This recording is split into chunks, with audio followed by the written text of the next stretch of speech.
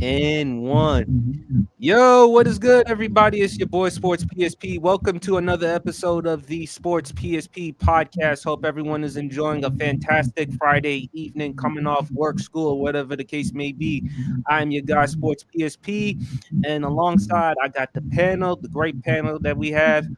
I got my Georgia brothers. First and foremost, BRF Sports. How you doing, brother? Another week in the life, another week done. There's another great opportunity to share the spotlight with you two awesome brothers. Trying something different for the first time this week. I got a mic, I got earbuds, I got a mic. We trying something a little different. See if we can get the audio a little clearer, seeing if we can get it a little clearer from my perspective. So hopefully this goes through and hopefully this works well tonight. Because if it does, this is gonna be a sticking point. So we're gonna see how this roll out. But how y'all brothers doing this evening? Doing good, man. Of course, we can't start the Sports PSP podcast without my guy, undisputed world champ. How you doing, brother? I'm good, man. I'm so happy to be here. The highlight of Friday night, the go-to podcast of the Garden State is here. What better way to start your weekend? College basketball coming up, man. You got a lot of different events going on. What better way to start your weekend off than with the highlight of Friday nights right here with the Bermuda Triangle? You know what I'm saying? PSP, BRF, and the World Heavyweight Champ, man. It doesn't get any better than this. But I will be remiss if I didn't say this. Rest in peace to the great Valletta Wallace, who passed away today, man.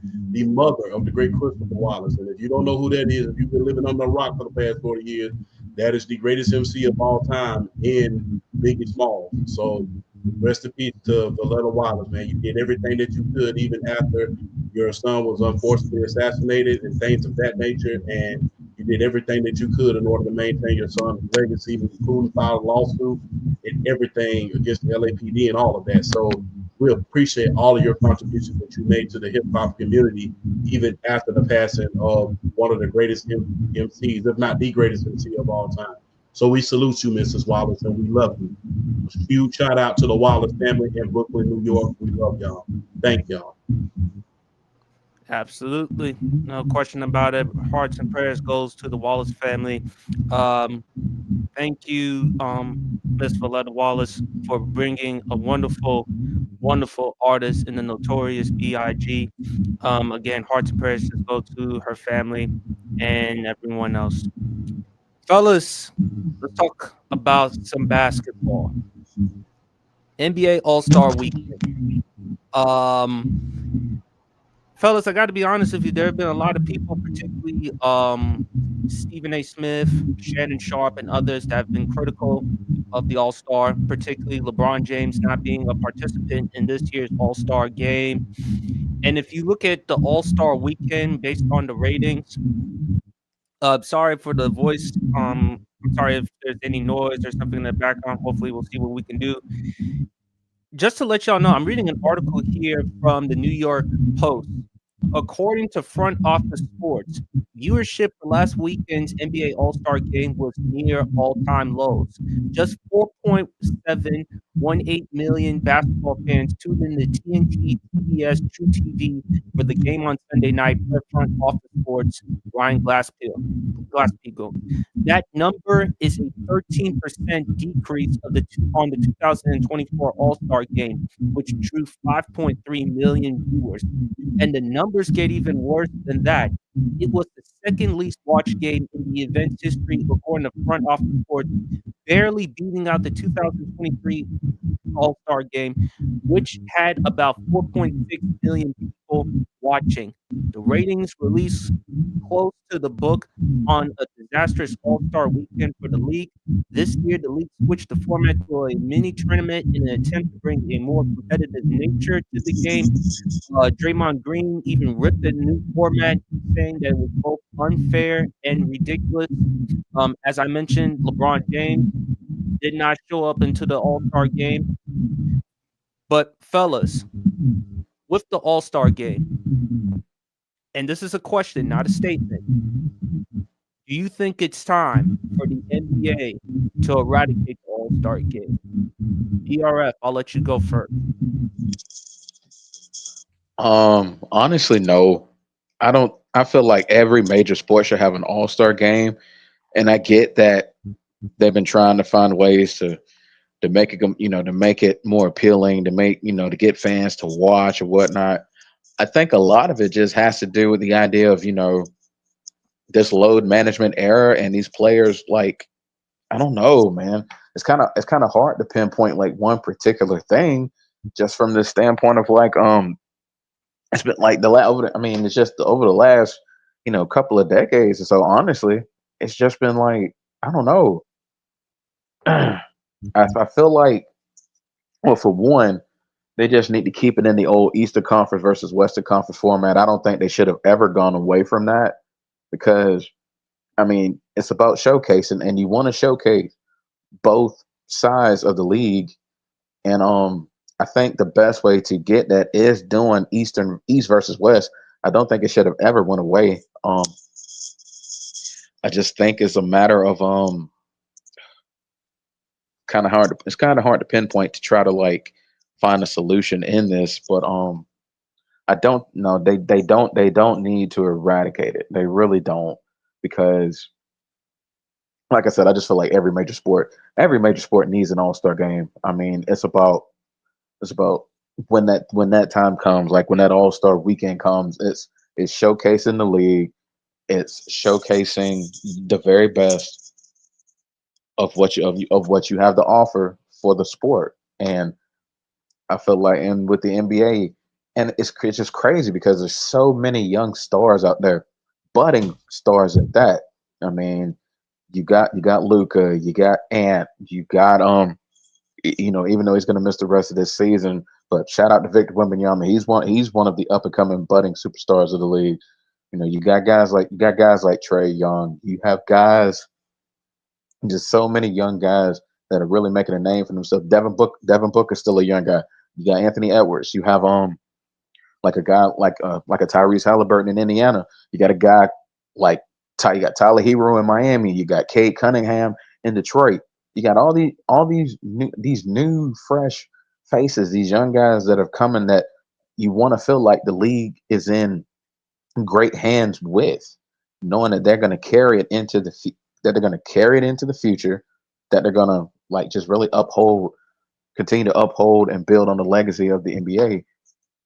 So you hope they can find a way with the All Star festivities to really kind of keep the kind of keep that legacy strong. I mean, but it has suffered, just because I just a lot of players just aren't really like taking this serious. They aren't really taking this weekend serious.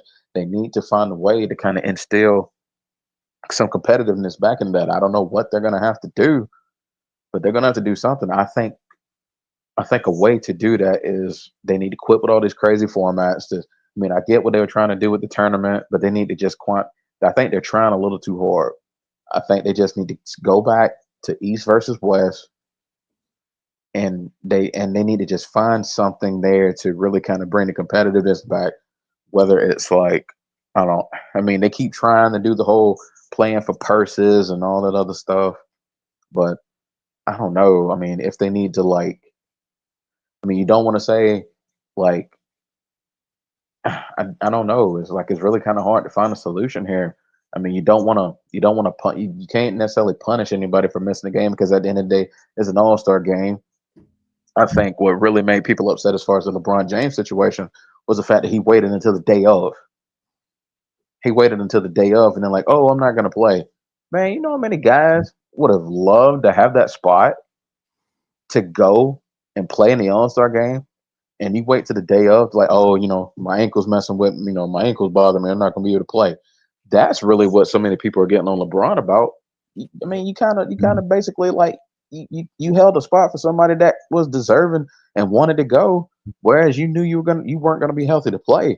So I think that's one of the biggest reasons why so many people are mad at Braun about that. But honestly, I think they need to go back to the Eastern versus West format and just find a way to kind of, I don't know, like bigger purses, or I don't know, just they got to do something. It's really hard to try to figure out what kind of solution they need to come up with. At the end of the day, that's on the NBA. I mean, you hope with Adam Silver and those guys up there, at NBA headquarters, you hope they can figure something out, but it's tough. And us being on the outside, just being fans, it's hard for us to try to pinpoint and try to come up with a solution because they tried so many different things over the past few years and nothing's worked. Whether in particular, it's the All-Star game and the slam dunk contest. I feel like those are the two really big things as far as All-Star weekend that's just been falling flat. It's crazy. The one contest that just seems to keep momentum is the 3-point contest. That seems to be the one thing that just keeps its momentum, which has been the most fun. I guess it's the least innovative. I mean, with the 3-point contest, you're just shooting threes and you're shooting them at a high clip, so you can make the most. With slam dunk contest, everything's just about been done at this point. How much more innovative can you get in the slam dunk contest? Just about everything's Shout been out to done. Mac McClung though. Boy, that one over the car, Yeah. that was one of the most insane. That was one of the most insane things I've ever seen. So Mm-hmm. yeah, definitely shout out to Matt McClung, back to back champ. Shout out to him. But I mean, if you saw his mixtapes when he was in high school and when he was in college, this shouldn't shock you. He's always been like that when it comes to the slam dunk. He's always been like that. So it's not surprising me at all that he's become one of the greatest slam dunk performers in the history of this contest. It's not shocking at all. But like I said, they just need to go back to the East-West format and really try to just focus on something that can really make this competitive. I mean, I guess maybe bigger purses, maybe you know instead of like trying to go to full 12 minutes, shorter quarters, just trying to find something to make the game competitive, fun, speed it up, but yet kind of make them play hard. Just something. It's just hard to try to figure out something, but you hope Adam Silver can put his finger on what the problem could be and hopefully solve it. So we'll see in these next coming years. Hopefully they can figure this out. Champ. You got that Darth Vader effect going on. You know what I'm saying? I Me? am your father. I'm just joking. I'm just joking, PSP. But only thing you need is that lightsaber. It'll come right out. But I digress, man. I got to build this PSP. Man, I must say this, man. The problem is exactly what the great PK Sudan said: lack of passion. There's nothing more that the front office can do. There's nothing more that the commissioner can do. There's nothing more that anybody can do. It's all about the players. And are they going to buy in? It's all about the players. If they're going to buy in, they have to buy in. The players have to buy in. That's the difference between the Four Nations and the All-Star game at this point. The Four Nations, the NHL, the players said, we are all in. We're going to entertain the fans. We're going to give these ladies and gentlemen their money's worth. The NBA, they're just going through the motion. That's the only problem. We keep trying to find these solutions and problems. And hey, can we give a bigger purchase? We make damn near $80 million a year. Outside of baseball, the NBA is some of the highest paid players in sports. Outside of, I think, international soccer, baseball, then basketball. You play one of them sports and you pretty much squared away for the next 8 generations. So you're already making the money. You already have the fame. You already have the notoriety. You're on commercials everywhere. Okay, you can't take this time out of your little busy schedule in order to entertain fans for just an hour. Even if it's not very, very competitive, we've seen a lot of NBA All-Star games that wasn't competitive the first 2 or 3 quarters. And then in the fourth quarter, they ramp it up. And that's when you see guys going hard. Let's see what you got. We want to see what happened with Magic when he came back in 1991 when he played against Joe Dumars and company. We want to see that competitiveness when we saw Kobe Bryant block LeBron's shot in the All-Star game. We want to see that competitiveness, and that's what's lacking. It's nothing that Adam Silver can do at this point. It's kind of like being a kid in school, and your parents are just keep trying to push you to be valedictorian. You have the grades. They're putting the incentives for it. They telling you, hey, you make good grades, you get issues, we're gonna buy you a car. We're gonna make sure that you get into the best college. We've already got somebody who's gonna write you a letter of recommendation saying that you can get into Harvard or Yale, whatever school you want to go to. It comes down to the players and how bad they want it and how bad they want to entertain the fans. And it's just not there at this point. Is it on the verge of eradication? Yes, I believe so. Because now they're trying to bring in one-on-one play. I'm like, that's the last step. Hey, one-on-one. What are you going to do? 1v1. Now, what are you going to do? It's only so much that the commissioner can do. It's only so much that the coaches can do. It's only so much that everybody else can do. It has to be on the players. It has to be on the players. So, players, what are you going to do? It's crazy when you have one of the most violent sports in the world, that being hockey, and their ratings blew through the NBA All-Star game. Blew through them. Matter of fact, the Four Nations tournament doubled the NBA Christmas game. You're wondering why you're losing in the ratings? It's because of lack of effort. It's kind of like PSP bringing me on here every morning. And every week I sit back like this every day and say, well, last week, blah, blah, blah, blah, blah, blah. Eventually people are going to stop watching. Like, we don't want to see this big idiot on this television screen do sound like he count chocolate. We don't want to see that. We want to see you talk with some enthusiasm. We want to see you talk with some bass in your voice. We want to see you talk like you're passionate about what you're doing. PSP doesn't ask me to come on this show in order to say, for me to sit back and say, yeah, well, last week. No, if we want to do that, people are not watching the show. They watch it to see our enthusiasm. They watch it to see the jokes. They watch it to see the pipeline. They listen. They watch me and PSP make fun about the cheeseburgers that I ate last night and the ones I just ate in the last hour. I ate about 3 of them before I get into the show. So that's what they watch in order to see. They watch it in order to see the enthusiasm of the passion. And that's the problem that NBA lacks. And until that comes back in the game, we're not going to get a lot of people in the All-Star game. That's just being real. So, I mean, that's what's the problem is. It's passion and pride in what you do. Not necessarily format anything, because we had the East versus West for years. Even when the East was war, we had that format for years. Nobody ever complained. But it's just been in recent years that has changed. And it's because of lack of passion.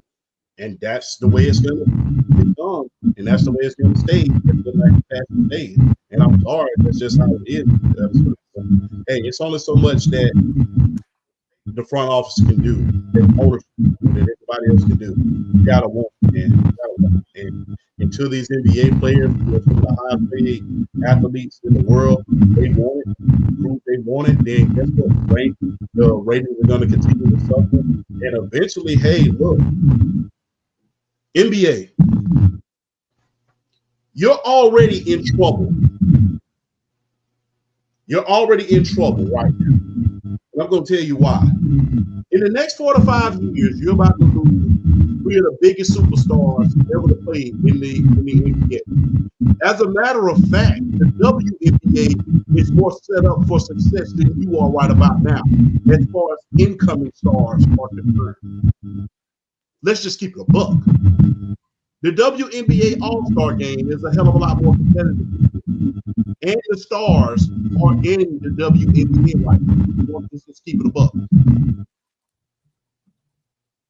And their players are going out there and playing their behinds off. So right now, you're in trouble. You have 3 of the biggest stars in NBA history. They're about to leave. They're about to leave. Your incoming star power is not that good. And even with those stars in the league, your ratings are already so.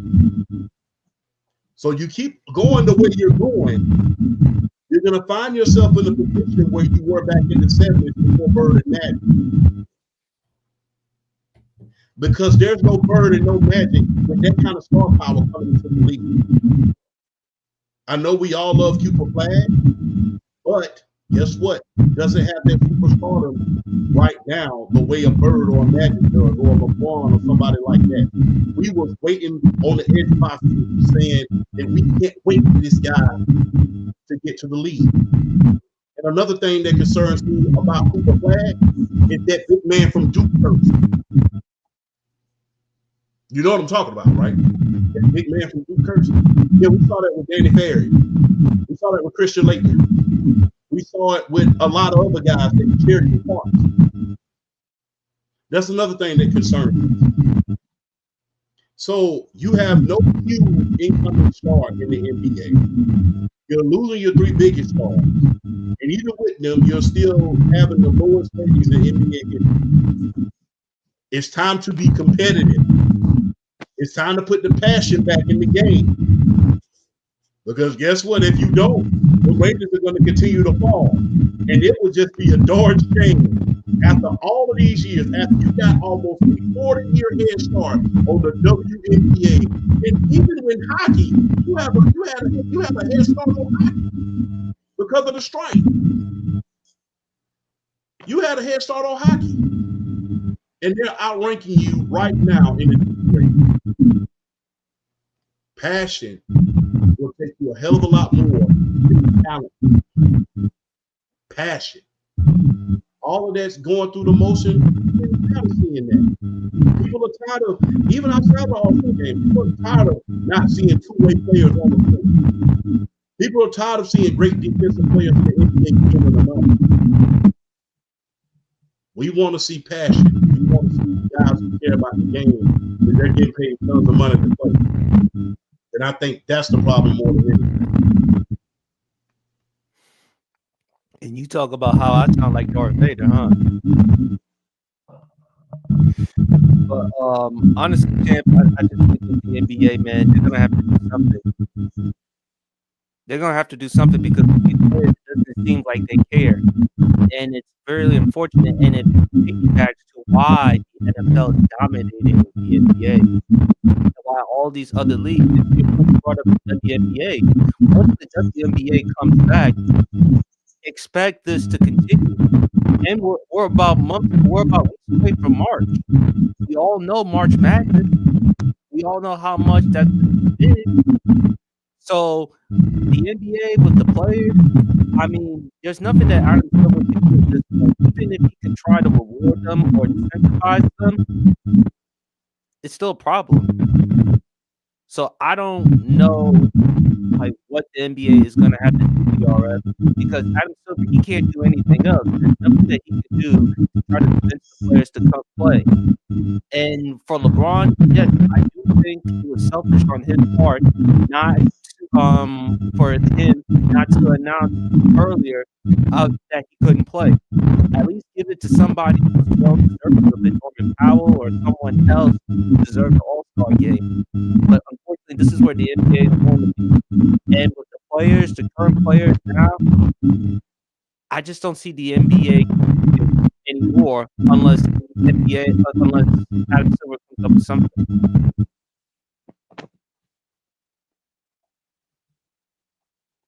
Go ahead, BRF.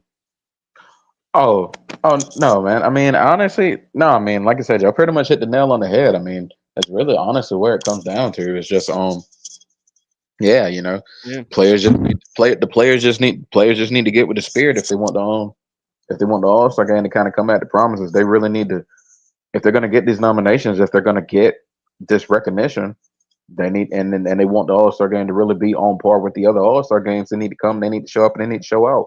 So ain't really nothing more you need to add to that. They just need to come show up and show out if they want the All-Star game to really come back to what it used to be. But how do you convince them? You shouldn't have. I don't know. You shouldn't. Yeah, you really shouldn't have. You shouldn't have to. Max money. Why you? I'm gonna ask you this: If I was to come on your show and if I was to come on PSP's podcast and say, hey, you have to convince me, what would you say? And then why should I have to convince you to do your job? Do you have to convince the everyday man to go to work and do his job? Do you? Do you have to convince the everyday man in order to do their job? No. So why should someone have to convince you to do their job? That doesn't make any sense whatsoever.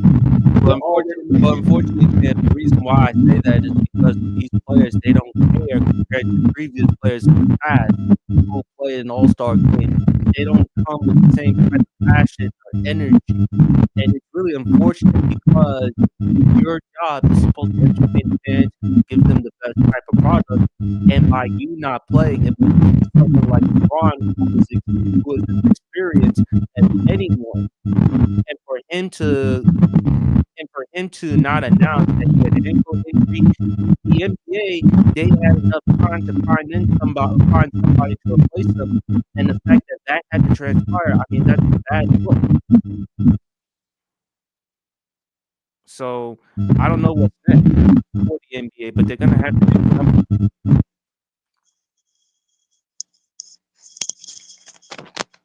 But BRF, is there anything you want to add on? Honestly, no. Y'all, like I said, y'all pretty much nailed everything right there. There's really nothing more I need to add. All right. Sorry, everyone. We're still having some technical difficulties with the voice, but look, we'll try to see what we can do to bring it back. Wait, hold on, Chip. Can you hear us now? Okay, I think I straightened this up. I think I straightened it out. Yeah. But anyway, don't worry, audience. If you didn't hear us, what me and Champ had to say, Champ, just keep it real short and simple. Just what you have to say regarding the All-Star. Got to put the passion back in it. Got to put the passion back in it. If you don't have the passion in it, then it's not going to be successful. Like I said, PSP, you asked me to come on your show every single week, and we come on here and we give our jokes. Like I said, and we do everything we can in order to make sure these ladies and gentlemen who's in the audience, who drive the subscriptions up in order to make sure they get a good show. I make jokes about myself. I make jokes about my eating habits. I make jokes about the orange juice I drink. I make jokes about the alcohol that I drink. So in order to put on a good show, and that's the thing, when you have passion about what you do, it's different than them hearing me speak like this is different than hearing me speak in monologue like this. Nobody watches a podcast to listen to you sound like Charlie Brown's teacher. Facts. Just like no one watches basketball in order for you to just go through the motions. We want to see the most competitive pickup game ever. And that's what we're not seeing. And like I said, there's nothing Adam Silver can do. You can put as much stipulations on there in order to do that as you can. And look, I'm going to just be real. And this is a hot take. And I want you to clip this. Y'all NBA players better watch out. Because the way them ratings go down, the way them ratings are going down at this point. Let me break something down to you. You keep doing that, and you can kiss them guaranteed contracts goodbye. Mm-hmm. So don't mess around with the mess around. You keep with this low effort, not playing defense, and this just doesn't count for the All-Star games. This counts for regular season game because the ratings were down even before we even got to the All-Star game. Yeah. Keep messing around, and you're going to lose the very thing that Magic, Bird, Jordan, and a lot of guys before you built. Those guaranteed high dollar contracts. And you're going to start having incentive-laced contracts just like the NFL does. And guess what? I think that those incentive contracts will do y'all some good because guess what? Y'all have lost y'all passion. Y'all have lost a lot of things that were the cornerstones of the NBA. And guess what? The biggest way to appreciate something is when it gets taken away from you. Here's what I will say about the All-Star game. I didn't have a problem with the format. First to score 40 wins because y'all know, shout out to the great Ice Cube. Remember how he does this big 3 tournaments because you would think, okay, with the new format, all right, guys are going to be more competitive. First to score 40, all right, cool. It's kind of like pickup game, kind of like pickup basketball in the park or on the street.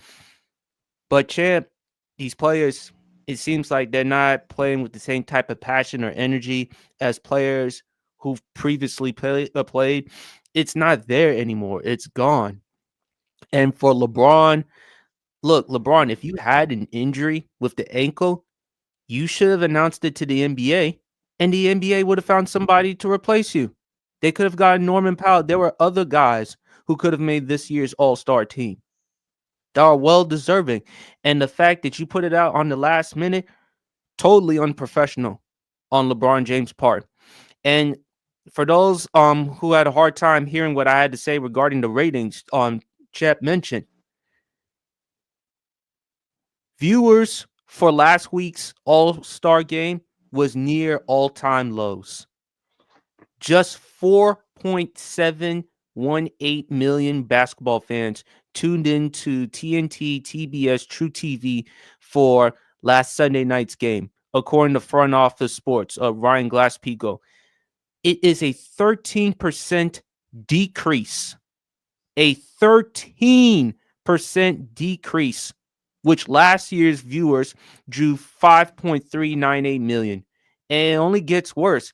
It was the second least watched game in the event's history, according to Front Office Sports, barely beating out the 2023 game, which had about 4.6 million watching. Champ, BRF, is this another example on why so many other leagues, organizations have gotten so much better than the NBA? Because we talked about NBA or NFL. We talked about the Christmas games on Netflix. Look how many ratings they got. 24 million for the Chiefs Steelers game, 24 million for the Ravens Texans game. Hell, let's not forget Beyonce performing in the halftime show, 27 million, compared to the Christmas games that were on ABC and ESPN. And then we're almost at March. We all know there's a certain thing that transpires in college basketball, March Madness. Not only men's, but also women's. So you Yes. have to take that into consideration.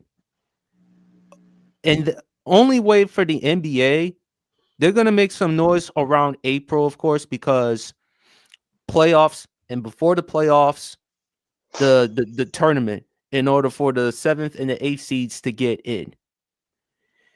But NBA, you're going to have to do a better job moving forward, promoting the product. But these players, if you continuously take the product for granted, then guess what?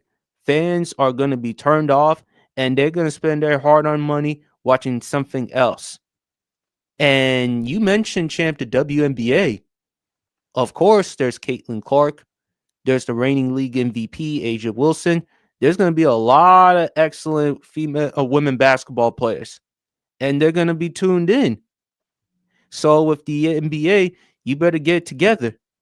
Adam Silver, I don't know what.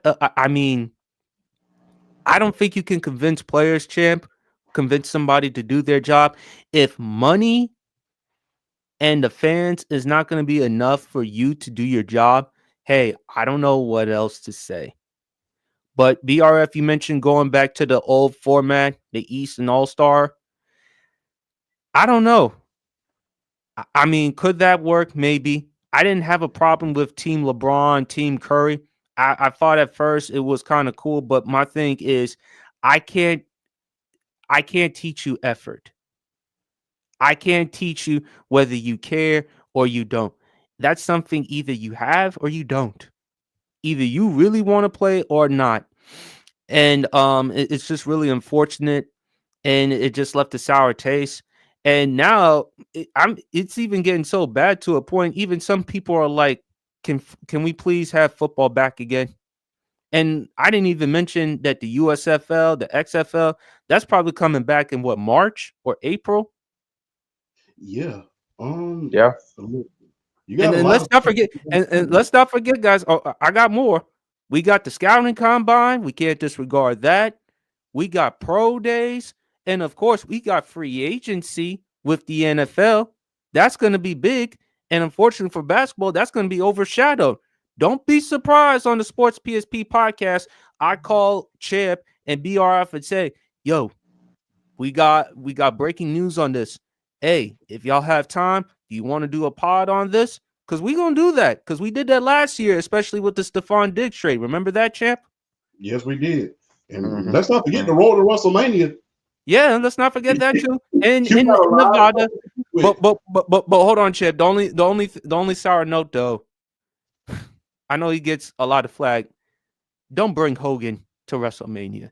Just don't bring Hogan. Don't bring Hogan. Bring in Steve Austin. He lives in Nevada. Can you please bring back Stone Cold? Can you do that for us, WWE? It would be exciting once we hear that glass break. Well, shoot. When the Undertaker came back that same Raw on Netflix, he shared the same political viewpoints as Hulk Hogan. He didn't get booed. He didn't get booed. No, talk about Taker. Even though he has the same political viewpoints, Taker's a man of integrity. That's what I'm Hogan, on saying. the other hand, is he's no. a natural. He's a natural. Just I can't think of a kind word to say on this program, and this is a family show. But he is a natural. Just can we say he's just a natural dummy? In the great words of Fred Sanford, he's a dummy. And I'll say it. If he had to get 25 to life just for being a dummy, he'd probably be doing 10 years. He'd probably be doing 50 years consecutively right now. I'll say it, douchebag. I don't blame you. But and at the same time, look, man, Taker and Hogan, they have their political viewpoints. Last time I checked, Hogan, one thing that will never be accused of Taker will never be accused of being a fraud and a liar. Nope. Exactly. I mean, look, I've told you several times, Chip, you have to be a certain individual to tick off Mick Foley. Go, for those who may not know, I know I'm digressing, go watch Off the Record 2002, Mick Foley's response to Hulk Hogan when Hulk Hogan talked about his training habits compared to Mick Foley's. Go look at that. Also, go look at what Bret Hart has said in the past about Hulk Hogan. Jesse the Van Ventura, Undertaker, other wrestlers have called out Hulk Hogan. So for those to say, well, we're getting on Hulk Hogan because of his support for Donald Trump, no, that's his choice. That's his prerogative. We're just knocking Hulk Hogan for all of his lies and all of his other things in his past. What's so funny about that? People are going to say that people are going, hell, one guy that rolled with us, we know who he voted for. That's the funniest part about it. Hell, one guy who's on our show, The Great Flash, we know who he voted for. And guess what? We roll right with him every day. So stop with this whole narrative about political views. It's a stupid narrative. We know it, and we know it's a farce. It's how decent of a human being you are at the end of the day, regardless of who you vote for. If you can vote for someone that a lot of people don't agree with, but you can still at the end of the day be a decent human being and have understandings about certain things and can meet in the middle with people about certain situations and not be a complete douchebag about everything like Hulk Hogan, then absolutely you're still going to get respected. That was what I was saying. Well, Undertaker didn't get booed at that Raw on Netflix, even though Hulk Hogan got booed out of the building. We know who the Undertaker is as a person. We know who he stands for. We know how good of a person he still is, regardless of who he voted for. Undertaker's just a douche. I mean, Hulk Hogan's just a douchebag. Point blank. Period. And look, I saw the latest interview with him on the Pat McAfee show. He did himself no favors. Made him look worse. You wouldn't think he could make himself look even worse, but he did. He just did. So I'm like, if you're Hogan, and plus, man, the minute you hear his entrance music, he's gonna get booed. He's gonna get booed, which is why I bring back Stone Cold Steve Austin. I would love to see Steve at WrestleMania. One, because again, I think it would be so much better for the WWE to have a guy like Steve back at WrestleMania, someone who I consider the GOAT. And again, popular in terms of the t-shirts in terms of his connection with the audience. If there is a pop, if there is something that just galvanizes the fans, energizes the fans, go listen to Stone Cold Steve Austin's Glass Break. Because I guarantee you, especially in Nevada, where he currently lives, I think it's going to be big. But back to the NBA, champ, I think players have to play with passion, but at the same time, you can't teach passion. Either you have it or you don't. And I'm not saying that a lot of these players, they don't care about basketball, but when it comes to like all-star games, when it comes to events like this, they do kind of take it for granted. And it's really unfortunate because, again, we want to see the best go up against the best. It doesn't have to necessarily be like a regular season or a postseason game. Having said all of that, we have to ask for effort. It's sad at a certain point because, like I said, hockey is one of the more violent sports in the world, and they're making like a third of what these guys make, a third of it, Yeah. and they just go and that Four Nations, that Four Nations game. I just wish that TV would put hockey on there more often because that Four Nations game just personifies how dedicated those players are, man. You know, plus I'm a, if you know me, I'm a hardcore Los Angeles Kings fan, but yeah, those Four Nations just personified what it means. That's what an all-star game is supposed to be. They just went all in and they gave the fans a show that we'll never forget. Although I hate that America lost, that was a show that I'll never forget.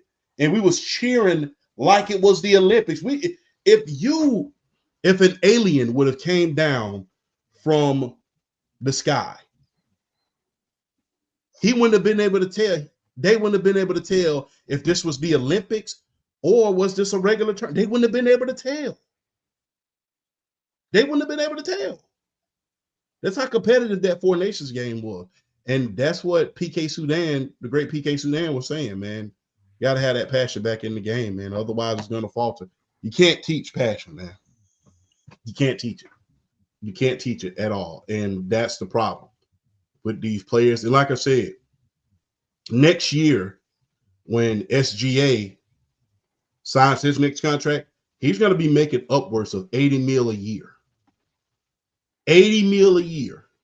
Then if they bring that one-on-one tournament back, 1v1, it's gonna be $1 million purse for that. How much money do you have to throw around in order for it to motivate you? Can 300 million motivate you? 80 mil a year, and that's not even including your endorsements. That's not even including the extra money that you will get for being an all-star, all NBA, MVP, making the final. That's not even including that money. So, hey, if you're not motivated by the money that you already have, how do I know giving you more money is going to make you put forth the effort that needs to be? Because like I said, the NBA right now, with the lack of effort, the losing of star players, the ratings being down, and the all-star game being a joke of a game at this point, you're on the verge of taking a trip back to the 70s. You're on the verge of taking a trip back to the 70s. And if you don't know, if you're not a basketball or a sports historian, the 70s were when basketball was at an all-time low. The NBA was on the verge of going under. Now, granted, NBA will always have a cult following, will have a big following, that is, because of its connection to hip-hop and stuff like that. But, hey, I'm just going to be real. You're on the verge of hitting that bottom. And like I said, the incoming stars don't have the same power as the outgoing star. That's the biggest difference between every sport in the NBA. The incoming stars have just as much star power as the outgoing stars. And like I said, look at their counterparts in the WNBA. Everybody is talking about, although she's still in college, they already comparing Juju Watkins to Caitlin Clark. Already conversations. You don't hear that conversation about Cooper Flag? You know, who he's compared to? No, you don't hear. Granted, I think he's going to be a hell of a player, but you don't hear those type of conversations about Cooper Flag and who's playing in the NBA right now. Could You it haven't be? heard those. You Could haven't it heard those conversations in a long time. could it be, champ? Because with the WNBA compared to the NBA, the WNBA players don't make as much money compared to the NBA. Heck, I mean, back then until now, remember they had to travel overseas just in order to make extra money because they weren't making as much money in the WNBA. And now with the WNBA, you're seeing players, they care a lot more. They give more effort than the NBA players. Is that fair to say? That's fair to say, but the thing is, there was a time where the NBA players, look at Shaq, Kobe, and all of those guys, they was making tons of money. The thing is effort. Kobe Bryant was at one time one of the highest paid players in the NBA, and his play was intense every single night. You couldn't stop it. Not to mention he knew the responsibility because again, not too many people had an opportunity to see him play every single night. And you got to think about this. And I'm going to say this in a non-offensive way. The NBA, unlike other leagues, are taking it out of the hands of the everyday man. What do you mean by that, champ? I'll tell you what I mean. I'm able to go to an NFL game for at least $250. And if I go to my home state for the Atlanta Falcons, I get in the building for about $100-something, and I'm still able to eat good because the concession stands up there are flat out amazing when you think about Mercedes-Benz Stadium up in Atlanta. When I go to that same game in the NBA, I got to pay $500. Then I know you taxing when I go to that concession stand. You're taxing for the drinks, you're taxing for the hot dogs, you're taxing for the popcorn. And guess what? I'm doing all of this just to see lackluster effort. I'm already in most of these NBA teams are in big cities. Hell, I might as well just go to the club, watch the game on television. You know, at least I get my money's worth. And the thing is, you want to feel like when you leave, no matter what you get in life, whether that be a video game, whether it be a telephone, whether that be a pair of shoes, everybody wants to feel like, man, that was worth it. Because the thing is, some guys, look, like I said, the everyday man, like myself included, a lot of us have to work 2 to 3 weeks in order to save up that money to go to these games. We ain't got $500, $600, maybe $1,500 to throw away. And that's just on the mid level. On the bottom level, you got to save up for damn near half a year in order to get courtside seats, in order to see LeBron, in order to see Trae Young, those guys on courtside. Because now they're making it more like a club experience more than an NBA experience. So you want to feel like you got your money's worth. You want to feel like these millionaire guys are not just going out there, just going through the motion. And the thing is, as much as a lot of modern day NBA players complain about, and a lot of modern day fans complain about a lot of us old heads saying that the modern day NBA is soft, blah, blah, blah, blah. Guess what? You're proving them right every single day. You're proving them right. Just like somebody telling me, hey, you eat too much. I'm proving them right every day. What are you talking about? If I go out here and eat 3 cheeseburgers after you told me to stop eating, then guess what? I just proved you right, didn't I? So, yes, if you want criticism to stop in the NBA, these old heads need to stop hating. Okay, play harder. Play defense. Guess what? Even though back in the day, you had a lot of guys who wasn't necessarily super defensive stopper, the game was played on both ends on the field. It was played on both ends of the floor. And I think we're losing a lot of fundamentals of the game. I think that a lot of high pricing, a little bit of everything is affecting the game that we love, man. And guess what? With the NFL and all of these other leagues having good things going on, the only entity that can survive, the NBA, unfortunately, you're not as big as the NFL. The NFL got rid of the Pro Bowl and they survived. You're not the NFL. You're not the NFL. You're not going to survive that. So, look, effort, man. That's what it's going to take. effort. And if you don't give that effort that it takes, guess what? Don't be surprised if you start losing them guaranteed contracts. That's All right. All right, fellas, let's move on. Let's talk about Victor Wembanyama. Unfortunately, devastating news. He will be out for the rest of the season. It says here after it was discovered, blood clot discovery. It says here, according to I'm reading an article from the New York Post. Victor Wembanyama is expected to miss the remainder of the 2025 season with a blood clot in his right shoulder. The 7'3" center, who was the clear favorite to win Defensive Player of the Year, is suffering from deep vein thrombosis. I hope I'm pronouncing it right. This is what the team announced. San Antonio does not expect the injury to last into next season, as the team believes it is, quote, an isolated incident and that he will fully recover by next season. And really just devastating news for the San Antonio Spurs. Wembanyama played 46 games for the Spurs, averaging around 24.3 points, 11 rebounds per game in 33.2 minutes. The San Antonio Spurs, they are now the 12th seed in the Western Conference. What are your thoughts regarding the news, guys? BRF, I'll let you go first. What are your thoughts about Wembanyama being out for the season? Is the Spurs season over? Because I don't want to say it's over, but at the same time, it is kind of devastating because to lose him for the rest of the season after you just acquired De'Aaron Fox in a trade to pair him up with him, Chris Paul, Sterling Castle. Okay, you would thought with all those guys, San Antonio would still have a chance to compete for the play-in.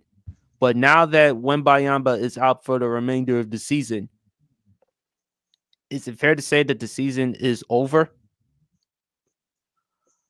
I think even without Wembanyama, they can at least still contend for the play-in tournament because I feel like they have enough bodies. They have enough people who play deep, pretty good defense in San Antonio, and they got enough bodies that I think they can still contend for the play-in. I thought with De'Aaron Fox adding with Victor Wembanyama, and Chris Paul and those guys, I thought they had if they just had a run, they'd have a legit shot to maybe bypass the play-in if they got hot. But honestly, at this point now, I'm just looking at it like I think they still got a shot at the play-in. I think they can get in the play-in. It's gonna be tough. It's gonna be tough losing a guy like Wembanyama because he does so much on the floor. His offense has considerably improved. We all know what his defense is. I think from all intents and purposes, I think he's easily the best rim protector in the game, and his on ball defense has started to improve. You can still get him on the perimeter. You can still get him on the perimeter as far as his defense, but rim protection just don't even bother trying. Don't even bother trying. This dude has multiple 10 block games. Just don't even bother trying to drive on him. It ain't gonna work. So I do think they can contend for the play in. It's gonna be hard because you're gonna have to change up everything. As you're changing up a lot as far as losing a guy like him. Being able to with having him is just a luxury to have in the interior. Just rerouting shots, changing up offenses, how they game plan, how they're able to strategize. Not being able to attack the rim as much. Basically, having to call more pick and roll screens into more outside jumpers, 3-point shots, mid range jumpers, because you're not driving on him. Because the chances are he's gonna alter your shot, so you're not really gonna drive on him like that. Um, I do like the direction of this team. I really do. Adding the De'Aaron Fox, because him and Victor Wembanyama healthy when they're healthy on the floor, it's going to be a nightmare for the Western Conference. Now it's just a matter of maybe getting that next guy whether he's like a 3 and D or a wing who can provide you a bigger wing that can provide you offense, to kind of take the pressure off of those two. And the rumbling is starting. Do you tank to add a Cooper Flag to this team? I mean, the rumbling has already started, as opposed, in the sense of should San Antonio tank to add Cooper Flag, because they bring up a really good analogy of David Robinson got hurt the year before they drafted Tim Duncan. They added Tim Duncan to that mix. Tim Duncan helped David Robinson. He helped them win. He helped them win twice. He helped them win twice. So, I mean, what's to say San Antonio doesn't do it again and strike gold? I mean, just seeing Cooper Flag at Duke, I mean, the talent is obviously there. And can you and for me, he's like that perfect taller player who gives you another outside scoring threat. De'Aaron Fox is your point guard. He's your facilitator. He's going to do everything. He's going to drive. He's going to set up. He's going to play make. He's going to do all that. Victor Wembanyama, let's face it, he's the face of the San Antonio Spurs. Let's just keep it a buck. He's that face. He's the superstar. He's that next in line of unicorns. 7'3", 7'4", can shoot, can score from all three levels, can play defense, block shots, do everything asked of a player of his caliber to do. Cooper Flag just gives you that third guy who comes in athletic, can play in transition, can shoot. We know he can. I mean, it's obvious. We know he can jump out the gym. So he could be that. It could be like that next big three when it comes to the NBA, because we've kind of seen they've been kind of getting away from like the NBA's kind of faded away as far as like, the big three that carries these teams and whatnot. Is usually like you see them more like one or more duos, and this could. I mean, if San Antonio was to land Cooper Flag for some mysterious reason and add him to that squad, I mean, you're setting up the San Antonio Spurs future. And man, I'm telling you, man, that would be just like the luck on this luck on their side if they was to land him. So we'll kind of see where that goes. Not trying to peek too far into the future, but as of right now, I think they do have a shot at the play-in. I think they can maybe they have a shot to possibly squeeze out that 9th or that 10th to maybe get into the play-in to have a shot. They're not a legit. I mean, they're definitely not a title threat. They're definitely not a real threat to do anything in the playoffs. But at the very least, maybe get the 9th or the 10th seed going into the play-in. Wembanyama losing them, it hurts. But I think they have enough pieces there they can at least contend for the 9th or the 10th spot and possibly make the play-in. I don't think they're going to at this point, but you never know. All it takes is one run. Champ? Somebody's been watching my videos, I see. Somebody's been watching my videos. Champ, I don't follow you for nothing, Champ. You're high quality television. Oh man. Oh, but I'm glad you brought that up because that was my next colorful. Point. That's the thing we're gonna have to call Champ now. Colorful. Yeah, colorful. Except without all the profanity, I'll say. But hey, Cooper Flag, look. Don't be surprised if they take for it, because guess what? That will put them over. The only question is, like I said, the only question that I have about Cooper Flag is, are you going to be the next great like Kyrie, Tatum, and some of those other guys, or are you going to be another Christian Laettner? Or, maybe even a Danny Ferry or Cherokee Parks. That's the only thing that, that Duke curse. Those guards and those other guys, that doesn't bother me. But you ever notice the big guys from Duke, they never just quite right all of them for some reason, including Zion, I will say. You know what I'm saying? So that's what concerns me. Are you going to be able to stay healthy? Are you going to be durable? And are you going to be able to play at this next level? Which I have no doubt that he can play, but can you do it on a consistent level? Because remember, Christian Laettner, although for all of his criticism, he did make the All-Star game when he was with the Atlanta Hawks as well. But I think that would be box office for the Spurs if you would get the Cooper Flag. And if you was to get one of the other guards in this draft class, remember, there's two other guys on here, if I'm not mistaken, Dylan Harper and Ace Bailey. You know, those are two other guys that you could possibly get. You know, I know Cooper Flag is the consensus number one, but you know, Ace Bailey and Dylan Harper, those guys are box office as well.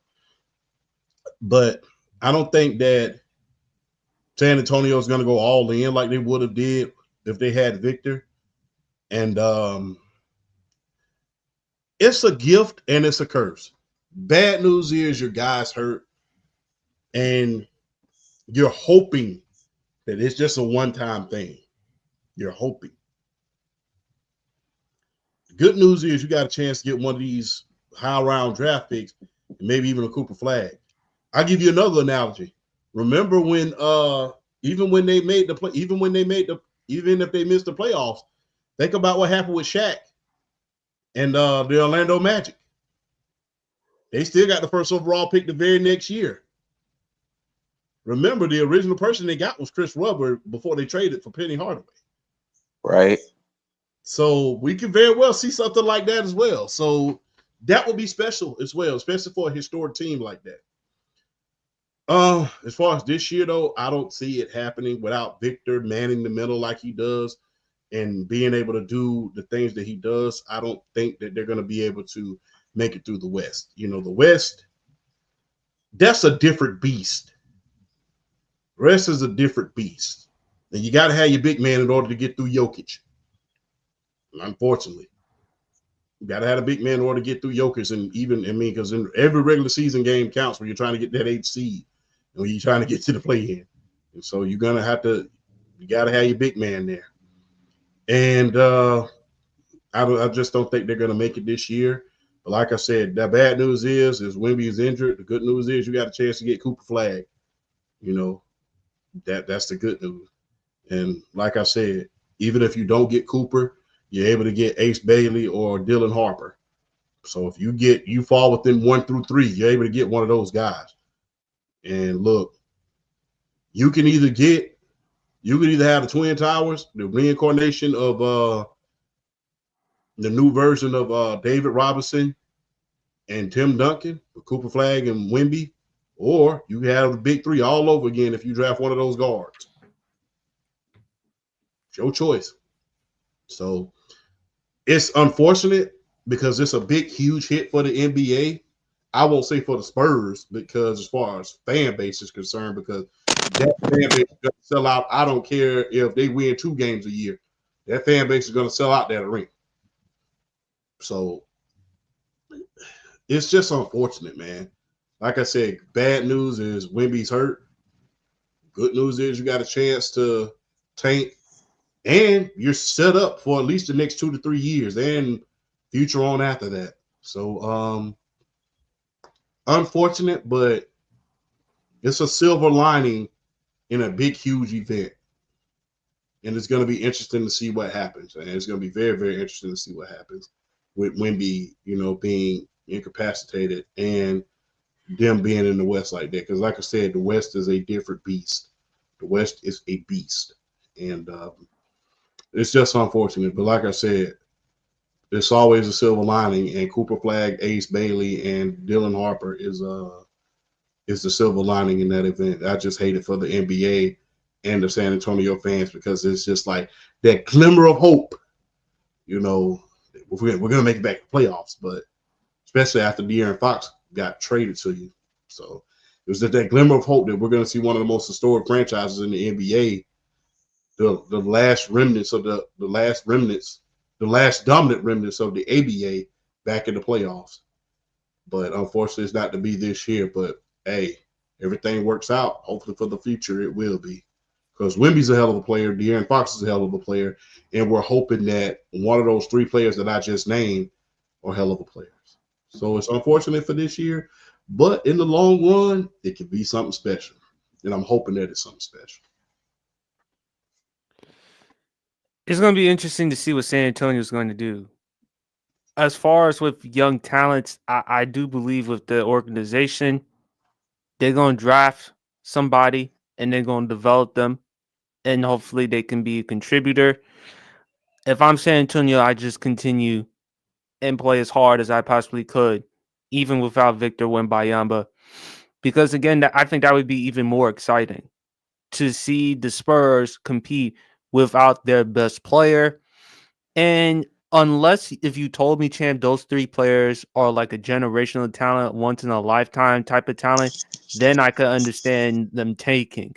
But if you're not sure, I'd rather just compete. I may not, I probably may not make the playoffs, but at least let me compete because we're not that far off. Again, as I mentioned, they're 12th seed. All they have to do is get at least to 10th seed and then compete for the play-in tournament. So if they can do that, and they're not that far off, I don't see why all of a sudden we should tank anyway. Because there's no box office player coming out of this draft. Again, I know I know I sound redundant, but it's another reason why the NBA. I mean, we're not even hearing any big time names from the draft or everything else. And again, this draft I think will be better than last year's draft in terms of the hype, but you're not hearing as much. But if you're San Antonio, if you're not sure, I'd rather just compete, see how it goes, and then go from there. But you do have something forward in Fox and Wemby. The question is, how long is CP3 going to last? And CP3 is having and still playing well. The shout out to Chris Paul, gonna be a first ballot Hall of Famer, rightfully so. I mean, and for him to be playing this well, and he's almost 40, folks. Chris Paul's about to be 40 come May. And for him to still be a contributor, that says something. But I hope for the San Antonio Spurs, I trust their future. As long as Wemby stays healthy with De'Aaron Fox, I think they'll be fine. Fellas, unfortunately, let's talk about football. Zack Martin of the Dallas Cowboys, he has announced his retirement. Fellas, I think for Zack Martin, no question about it, he's going to the Pro Football Hall of Fame easily. One of the best to have ever played at his position. For me, it always resonates that 2014 draft. Jerry Jones was about to draft Johnny Manziel, and then Stephen Jones, his son, stepped in and said, "No, draft Zack Martin." Great football player. He's definitely going to be first ballot, definitely going to the Hall of Fame. You can make an argument first ballot, but unfortunately for the Dallas Cowboys, this is just another big blow. Because my thing is, you already gave Dak all his money. You gave CD his money. Now you got to worry about whether you're going to deal with Micah Parsons. And now you hear what Lawrence Taylor's had to say about Micah Parsons. I'm quite sure you've heard what Lawrence Taylor has had to say about Micah Parsons, champ. But it's just another problem for Jerry Jones, man. And Jerry, you're going to have to figure out what are you going to – go ahead, BRF. If you don't mind me asking, I have not heard. What did he say? Something about podcasts, man. Focus more on football and winning than podcasts. I know it's somewhere around that ballpark, champ. Yeah, to him to focus more on football rather than podcast. We want to see you dominate on the field, not on the airwaves. And guess what? Lawrence Taylor's absolutely right. You know, if you want to be compared to the all-time greats, you know, that microphone ain't going to help you.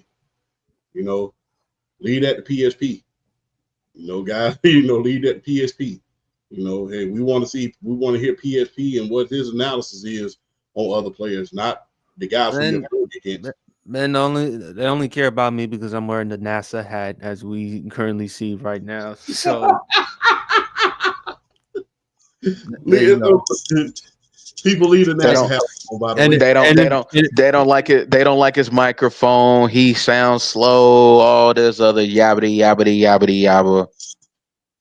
It is what it is. And by the way, if you're wondering, champ, because I know you asked about the NASA hat, I got it at 7-Eleven. Oh, for real? Yeah, because I do work construction stuff, so they sell that type of gear at 7-Eleven. So that's where I got the hat and everything.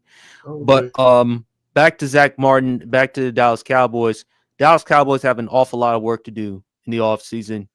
They not only have to get a running back, but you got to get an offensive line. And champ, you already said it numerous times. Not on my pod, other pods. Quarterback can't throw behind his back. And Dak Prescott without Zack Martin. Oh, even though Zack Martin is, has been in the league for 11 years.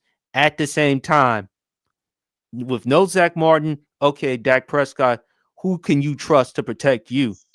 And you can't keep relying on running for your life. After all, you are coming off a hamstring injury.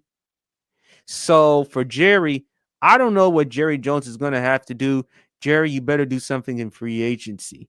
And I don't even know what type of cap situation that you're in, but you can't constantly rely on just drafting players. You're going to have to make some moves come free agency. And the Eagles just won the Super Bowl. The Commanders aren't going anywhere. They have enough money in cap space. They're possibly, who knows, they may try to target Myles Garrett in a trade because he requested a trade. So it's just another bad result for the Dallas Cowboys. As for Zack Martin, hey, hell of a career, 11 years, going to be in the Pro Football Hall of Fame. Great football player. As for Dallas, big blow. And for Jerry, what are you going to do?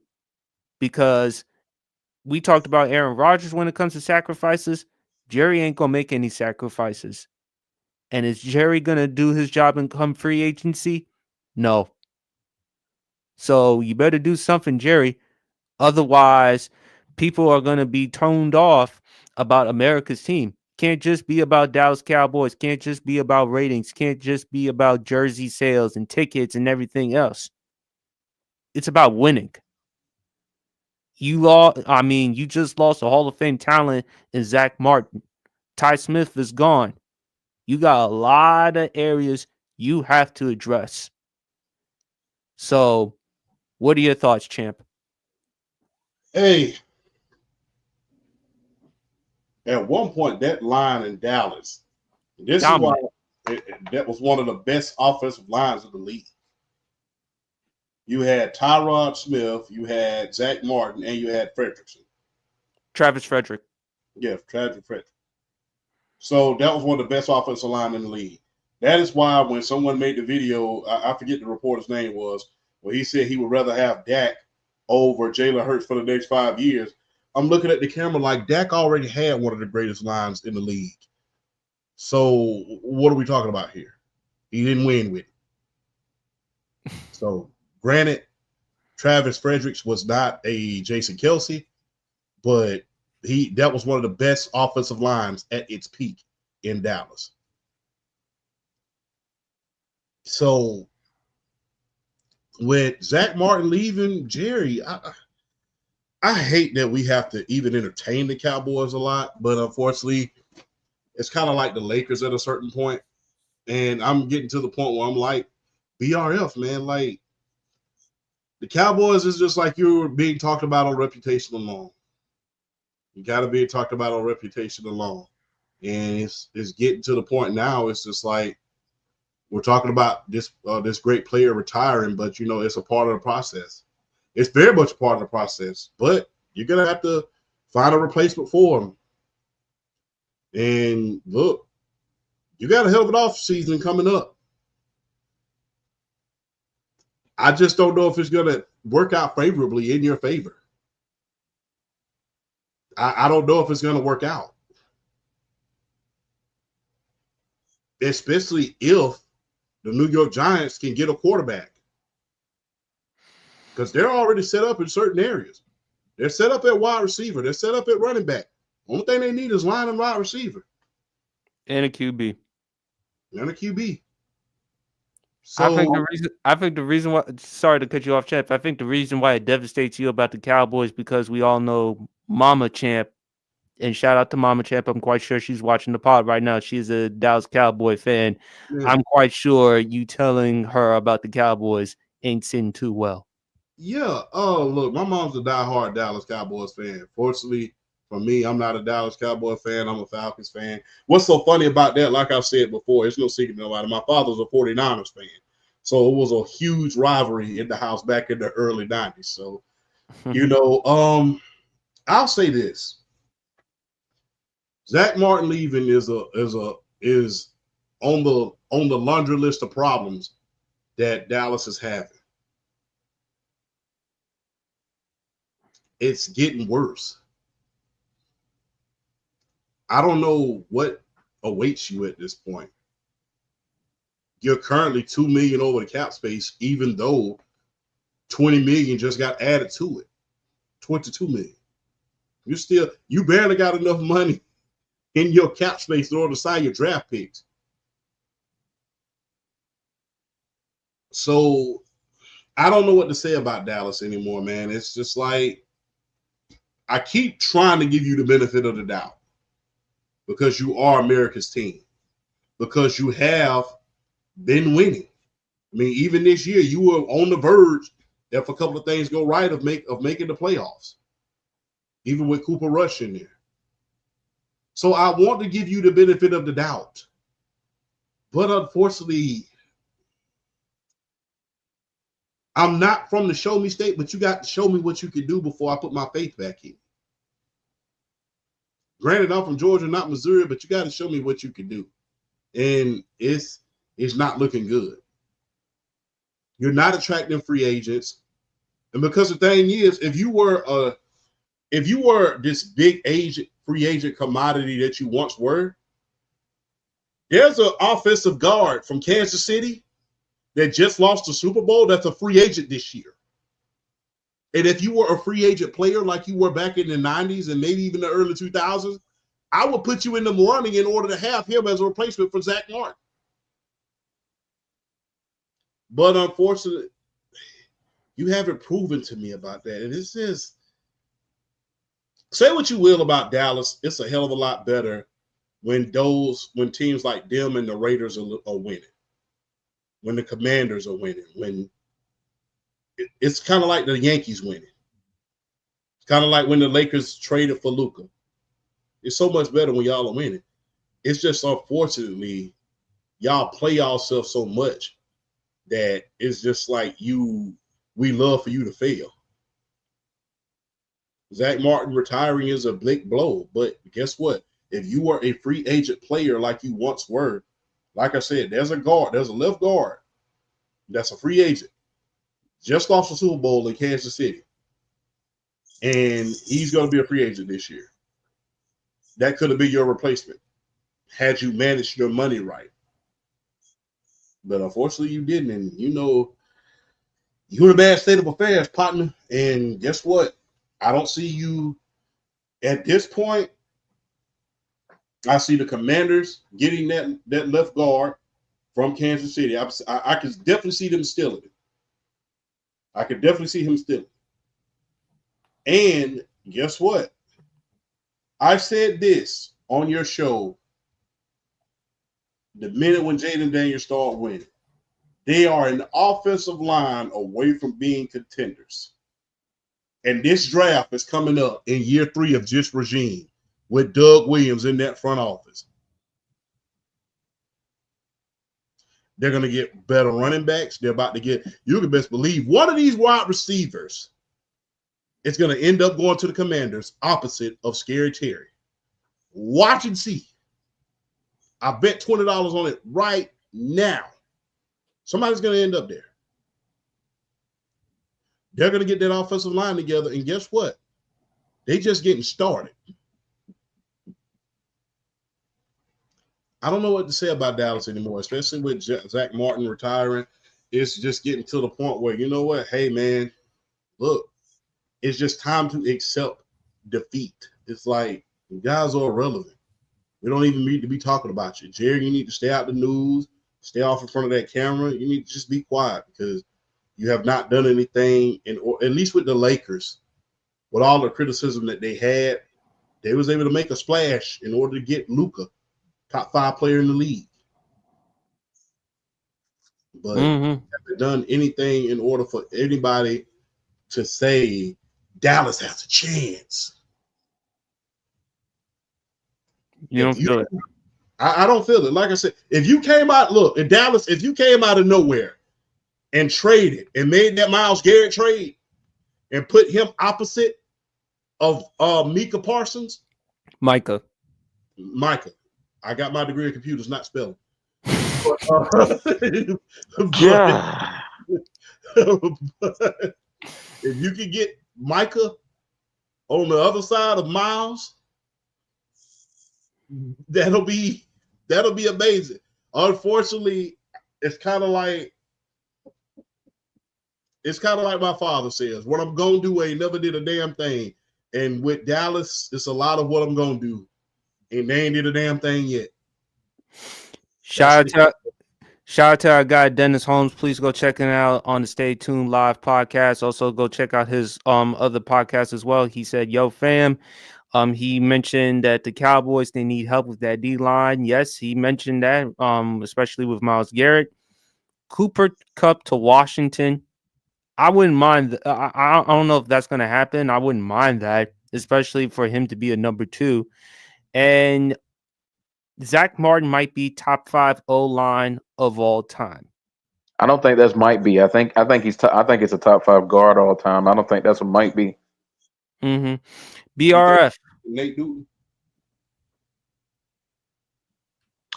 I mean, I'm gonna clean up the line a little bit, but in a wise man from Grand Theft Auto San Andreas once said, "Oh shoot, here we go again." Cause we talking about the Dallas Cowboys, man, and I'm about tired of talking about I'm tired of talking about the Dallas Cowboys. That why champ referenced me because I get a bit, in the words of PSP, I get a bit colorful when it comes to talking about the Dallas Cowboys because I'm tired of talking about them. I'm getting sick and tired of talking about them.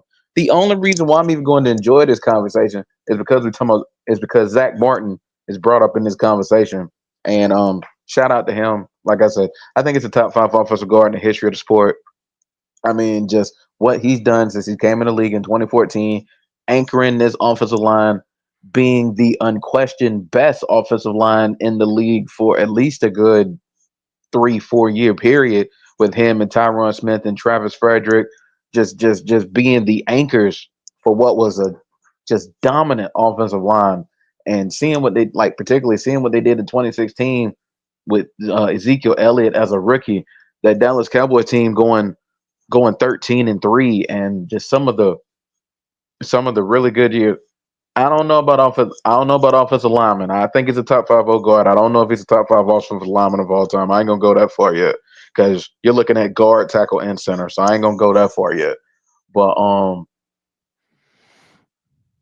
yeah. But I will suggest definitely deserving of the Hall of Fame. Definitely, arguably a first ballot Hall of Famer.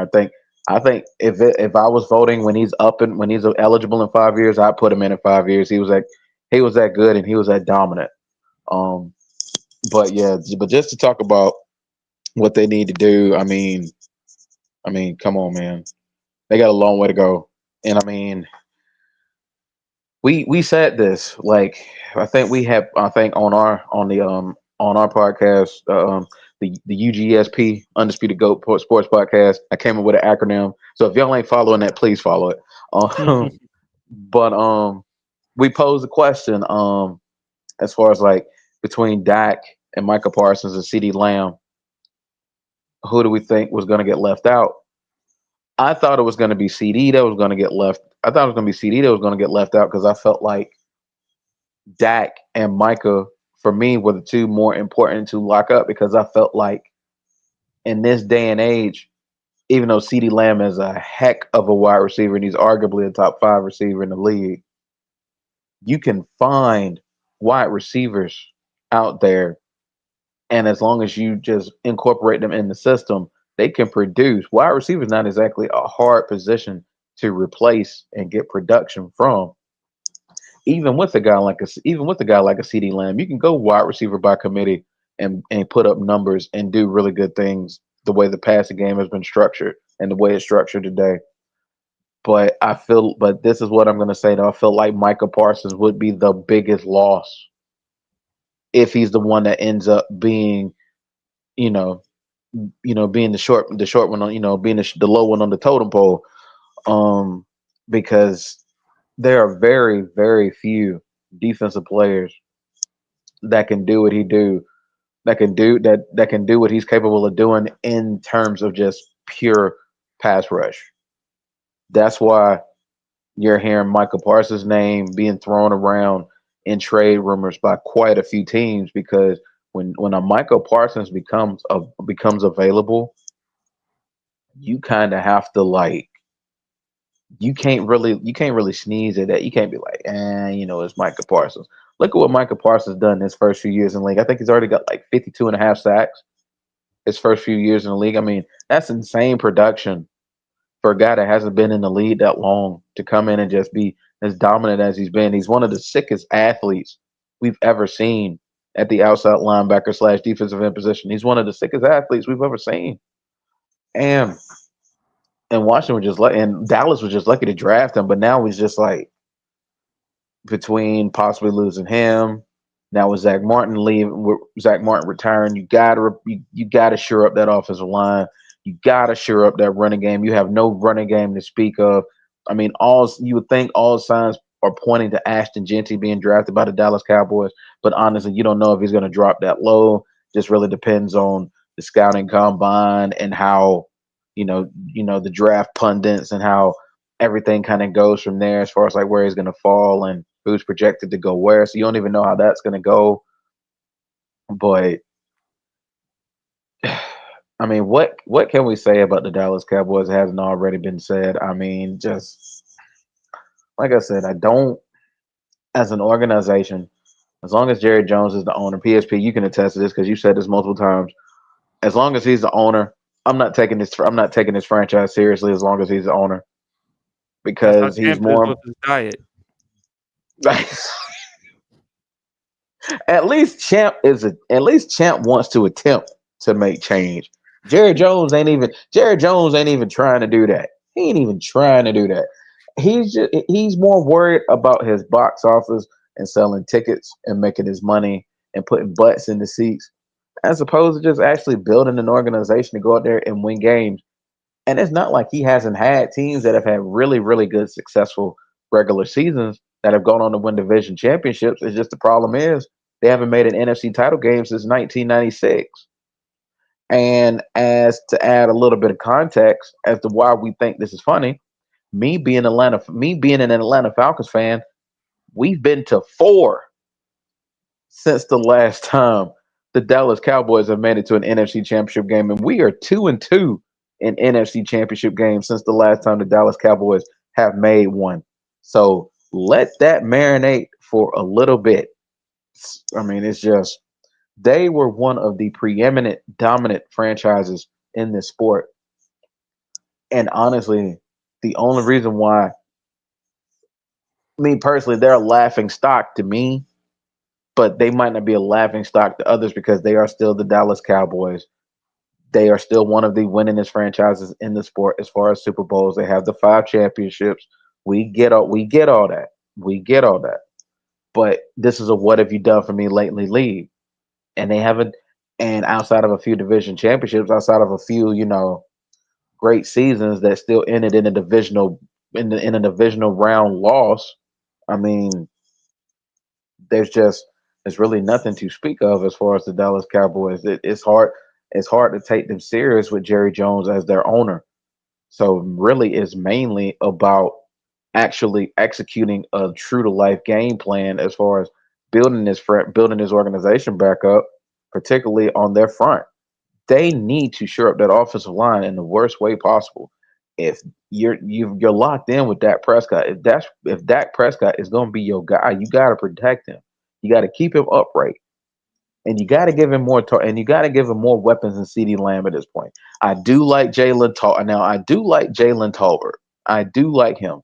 I do see upside in Jalen Tolbert, but honestly though, they just really Jerry Jones needs to quit. He needs to think about this team and really truly trying to put together another team that can actually do some things because we know the Philadelphia Eagles are the class of the NFC East right now, and the Washington Commanders just made one of the best recent jumps we've seen in recent memory, as far as what they were to what they became last year, making the NFC Championship game just with Jaden Daniels as a rookie, putting together one of the great rookie quarterback seasons we've seen.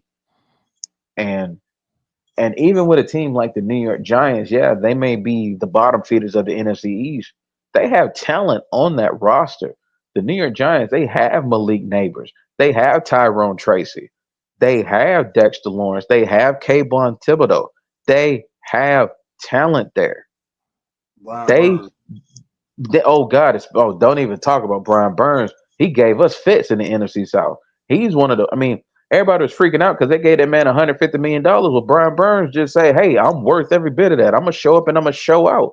And that's exactly what Brian Burns did his first year with the New York Giants. They have talent there.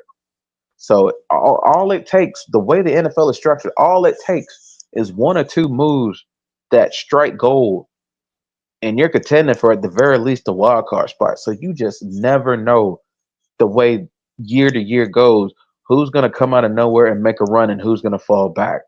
If Dallas isn't careful, they're going to be in the New York Giants position if they're not careful. They need to find a way to shore up the talent on those in the trenches. I feel like this the most important places to build on your offensive line are the trenches, the offensive and the defensive line. They're the most important position to build, and they need to shore those up, especially losing Zach Martin, and especially if Micah Parsons end up getting traded, which, to be completely honest, I think he is going to get traded. Because how in the heck are they going to come up with the money necessary to keep Micah Parsons when you've already given Dak Prescott and CD Lamb huge 9-figure contracts? How are you going to come up with that money to give to a Micah Parsons? So I think he is the odd man out here, and I think he is going to get traded. The question with Micah Parsons is where is he going to go?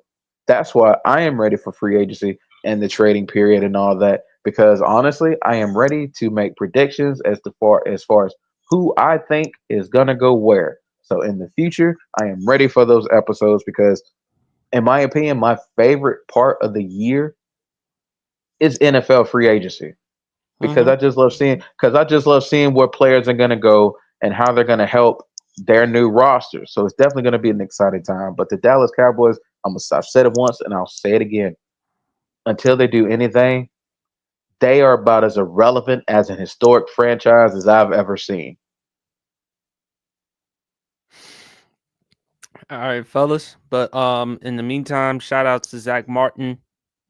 Once again, Hall of Fame career, everything else, man. But unfortunately for the Dallas Cowboys, things just went from bad to worse. So hopefully Jerry Jones gets his act together and does something, but only time will tell. All right, fellas. I have an interesting topic for the Sports PSP podcast. We're gonna do something. It's called Babyface or Heel. Now, for those who may not know what babyface heel means in wrestling terminology, babyface means good guy hero, heel means bad guy villain. So I'm gonna pick out a certain athlete, and myself, Champ, and BRF are going to decide which one is a babyface or a heel. I like this. Let's I see. like this too. I like this. Let's go. I like Let's this. go. Let's All right, go. first athlete, LeBron, babyface or heel.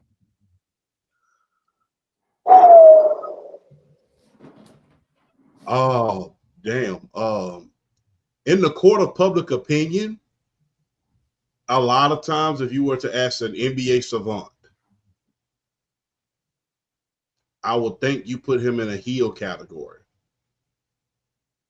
I would have to think that because there's a lot of things that people are going to hold against LeBron, although he's as great as he is. They're going to hold the fact that not only did he go to Miami and start the Heatles, they're going to go back to the fact that he went back to Cleveland, and although he may have won the title, he kind of forced their hands in order to build it. It's going to go back to that. I think if he had stayed and won, like if Giannis gets traded at this point, I'm just going to be real. I don't think people are going to say, hey, I don't really blame you. You won the title for that franchise. You did what you were supposed to. That title holds a lot of weight. A title in Milwaukee that you haven't won since Lou Alcindor and, Kareem Abdul-Jabbar is epic. If that had happened and he left, then that was a whole nother ball game. according to basketball savants, I would say. But unfortunately, I have to put him in a heel category as far as that is concerned, because like I said, you had the Heedle situation where he was the villain. You have him not playing in the All-Star game. You have him coming up short in that 2011 NBA Finals. It was a lot of stuff that people are going to hold against LeBron in popular opinion. He doesn't necessarily win that battle overall as far as being the overall the overall good guy. He's going to be considered the heel. If you were to put him and Michael Jordan in a one-on-one game, look, knowing what we know now, if you were to put that 2016 Cleveland Cavaliers team against the 96 Bulls, the world would be rooting for Jordan. If the world could have a time machine right now and put Jordan on the court instead of LeBron, they probably would. But in my humble opinion, because of public opinion, I will say, I will consider him heel. I don't consider him the babyface. I consider him a heel. Like I said, not to mention, the All-Star move that he just did, that added to it. Granted, I understand when you've been carrying the league as long as LeBron, you get to get a little bit of seniority. You get to say, you know what, the hell with this. I'm not fit to play tonight. My ankle hurt, bro.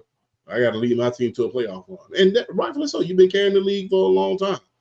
But in the court of public opinion, according to basketball savants, LeBron would be a heel. BRF? Damn, that was good. That was real good. I'm gonna call Braun a heel, but he's the cool heel. He's the triple, the Triple H of the 2000s, the Will Ospreay of the late 2010s. He's the cool heel.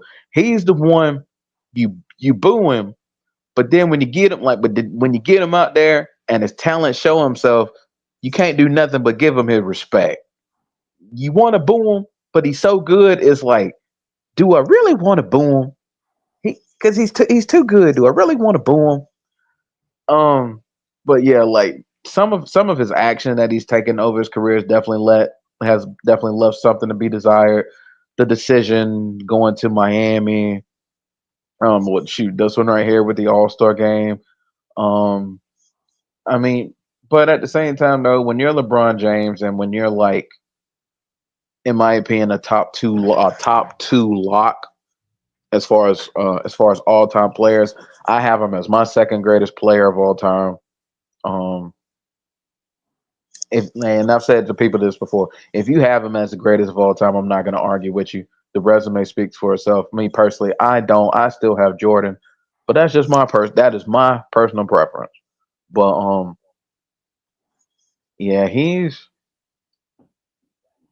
even with the idea, even with the fact that his career and what he's done and how he's earned the right to have leeway and leashes as far as stuff that he's done because of everything that he's contributed to the league and the success that he's had, and just as good as he's been for his entire career. Because for me, a player like LeBron James has never had a real like peak as far as his career, but he's been like good for so long at a steady pace. It's almost like that's why he's kind of built and established that legacy that he has for himself. But for me, he's like I said, he's the cool heel. He's the one that you want to boo, but you can't, because ultimately when you watch him do his thing, it's like, damn, I want to boo him, but I can't. He too good. So I'll put LeBron in that he's a heel, but for me, he's the heel you'll cheer or show respect to because he's just that good of a player. Babyface. LeBron is more of a babyface. I understand to y'all points, the decision and the All-Star, but LeBron is more babyface because he likes to be loved. He likes to be appreciated. He likes to be acknowledged for all the great things that he's done. I will give him over this when it comes to Jordan. MJ, no matter how competitive he was off the court, LeBron, he can't touch LeBron James when it came to social, political issues. LeBron James has been more outspoken. Unfair or fair that is a point. LeBron was more outspoken when it came to social or political issues. Matter of fact, Jordan got a lot of flack from a lot of us in the black community when he said, "Hey, Republicans buy sneakers too." Remember that? Yeah, I remember that. Yeah, Doing the Harvey Gantt thing. Yeah. exactly. And I think with LeBron James, he's been very outspoken with a lot of these issues. Look at with the Miami Heat with Trayvon Martin. Look, I mean, he joined Derrick Rose. Derrick Rose was the first one who wore the "I Can't Breathe" t-shirts. That was in the aftermath, I think, of Eric Gardner, right? Yeah. Right. And don't forget that whole. Don't forget not to interrupt. I apologize, PSP. Go ahead. Remember when the Lakers and the Bucks. Remember when they boycotted the whole damn game. Right. They just walked off the court. I'm like, wait a minute, what's going on? I'm like, what happened to the game? And they was like, oh yeah, the NBA players said they're not playing tonight because I forget which one it was because it was so much going on back during. I think it was like right after COVID. But was this during? I think So this I was. think this was the. This was I think during this the was bubble? George Floyd. yes, it was. It was George Floyd. Yeah, they walked off the court and they didn't play. And I'm like, what the hell? No, it was just right after that. I'm like, what the hell just happened? Did they just really just walk off the court and say we're not playing? And then they tried to say, remember what ESPN and the NBA said. They tried to say it was postponed. And the players came out and say, oh no, the hell it wasn't. We said we wasn't playing. That was a boycott. We're not playing because of that. But yeah. The other reason. Yeah. Go ahead, champ. No, go ahead, man. Yeah, that was another reason because they walked right off the court. If you go back and look at I think it was Craig Hodges from the Chicago Bulls, won the 3-point contest, beat Larry Bird. Yes, I remember. Yes, you see where I'm going with this, right? He was trying to get Magic and Jordan to do the same thing during the NBA Finals after the LA riots. They said it was too excessive. So for them to do that right in the middle of that, I give them kudos for that because, I give you kudos. I'm talking about because you just walked off the court. I mean, that was right in the middle. That wasn't letting anybody know you wasn't going to play. That was just saying, hey, the national anthem playing, we got to get ready to play. They just walked off the court, saying we not playing. So I give to your point, PSP. Sorry to interrupt, but I have to give him his prop for that. And the fact that he was able to return back to Cleveland and deliver them from a championship. When I look at that, when Max Kellerman made this great point, shout out to Max Kellerman. When LeBron came back from that 3-1 deficit against the Golden State Warriors in the 2016 NBA Finals, that was like Muhammad Ali knocking out George Foreman. That was like his moment. No one thought, we thought that the Warriors were going to win that series because they had the 73-9 season, greatest record in NBA history. Steph Curry, back-to-back MVP, first ever to win it unanimously. But LeBron James in that finals, yes, he had a lot of help, of course, from Kyrie Irving. But LeBron James led almost every statistical category for the Cleveland Cavaliers and nearly averaged a triple-double. Mm-hmm. And when you look at Braun, you look at the I Heart Promise School, you look at what he's done for all the great things in Akron, Ohio, and you look at what he's doing for his sons, you look at what he's doing with his children. I mean, he coming out, remember, age 17, Sports Illustrated, the chosen one. Not only that, he doesn't get into any legal issues whatsoever. That's why he is a billionaire. You got to put him up there. And he only joins Tiger Woods. He joins Michael Jordan. And I think there's another athlete as far as billionaire. Huh? Magic, the owner of your team, by the way. Right. Thank you.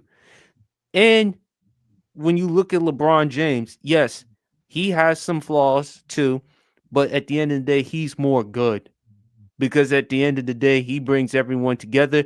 And when he delivered that championship, coming back saying, I'm coming home in 2014 and to win it, that says something. That says something. And he's been outspoken about a lot of issues. As I mentioned, the I Heart Promise School did an awful lot. And even at times too called out our current president when needed to. So with LeBron James, it doesn't matter with him. Look, he's gonna have some flaws, but I consider him babyface. I consider him babyface because he is someone that likes to be loved, but at the same time that has done a lot of good things. And you just got to give him his kudos. And I thank you for bringing that point up, champ, about the Craig Hodges one. That was a great point as well. So LeBron James, I say babyface. And if you want to say heel with LeBron, probably more like The Rock. Because LeBron does have a little bit of style, does have a little bit of swagger, maybe more like The Rock. I can't go as far as like a ruthless type of heel, like with Braun, like a Triple H or somebody like that, but more Rock in terms of personality and style. Rock, I mean, back in them days and still to this day, Rock does rock them Versace's. You know We got that. the trends. Mm-hmm. All right. Next athlete as far as babyface heel, Travis Kelsey. Heel. Mhm. Without question, heel. I like Kelsey. Kelsey, I would compare him to a Rock as well because he does have a little style, swag, the dancing, but heel because Kansas City Chiefs, because of the amount of success that they've had, not to mention he's dating a billionaire superstar in Taylor Swift. Him, Patrick Mahomes, all the criticism that the Chiefs get, the refs, etc., etc. I would say Kelsey as a heel. That's a good one. Another good one, man. I don't know how the hell you came up with that, but that one, this is good. New Because this, Jersey genius. New Jersey genius. I thought yeah, about it long and hard. But yeah, that was something I didn't expect. This. Uh, I would have to say heel as well, man. And it's nothing that he's doing that's wrong. He's just the guy that you love to hate. It's like you are the most luckiest son of a gun of all time. You got to, I mean, not only both, I mean, off subject, but you know, both your girlfriends was fine. You know, Mhm. you both of them was fine. You know, Mhm. so I mean, and it looked, I mean, you went from dating a millionaire, then you went to got you a billionaire. So I mean, you're the guy that we love to hate. It's kind of like that guy, and you can attest to this as well. You being an offensive line, the offensive defensive line back in the day, BRF. He's kind of like that guy who you go to the game and say, I cannot wait to knock the hell out of him during the course of this game. I can't wait. If I don't hit nobody else, I'm going to hit him. Because, you know, he got the varsity jacket going on. He got the swag. His team, and this just compare. His team has won the state championship several times. He's the darling of the media. Everybody in the local papers wants to talk to him. And it's just times 1,000. So it's just like, as a guy, like, you know what? I'm going to maul this guy when I get a chance. Just because off the strength alone. So it's just, I have to put him as a heel because of a lot of the things that went on. Like I said, it has nothing to do with anything he did off the court, well, off the field rather. But it's just like I said, he's the guy that you love to hate. Like I said, he's the guy that wears the varsity jacket that you love to hate. You see him by the bus, he ain't even put his pads on yet. You know, coach let him get away with the curfew by a few minutes. You know, he's sitting by the stairs. He's like, boy, this Friday I'm finna eat his lunch. And he still come out there and put out about 200 yards on you. It's like, I still can't get it. But like I said, he's that good guy that you love to hate, man. It's kind of like Kurt Angle. He was never a bad guy. He was just the guy that you love to hate, man, because of just ability and swagger alone. So I got to put him as a heel. So got to put him as a heel. BRF. Yeah, I gotta agree with both y'all. Yeah, I gotta go Hill with Travis Kelsey too. Y'all pretty much hit all the points. Like it ain't necessarily nothing he's done like as an individual, like off the field. It's just that he's been blessed to be in these very fortunate situations. You get you. If I'm not mistaken, he got drafted by the Kansas City Chiefs, and that's the only team he's played with his entire career. And then you luck out. You have really good years with Alex Smith, even though you didn't win a championship with Alex Smith. You have really good years with him.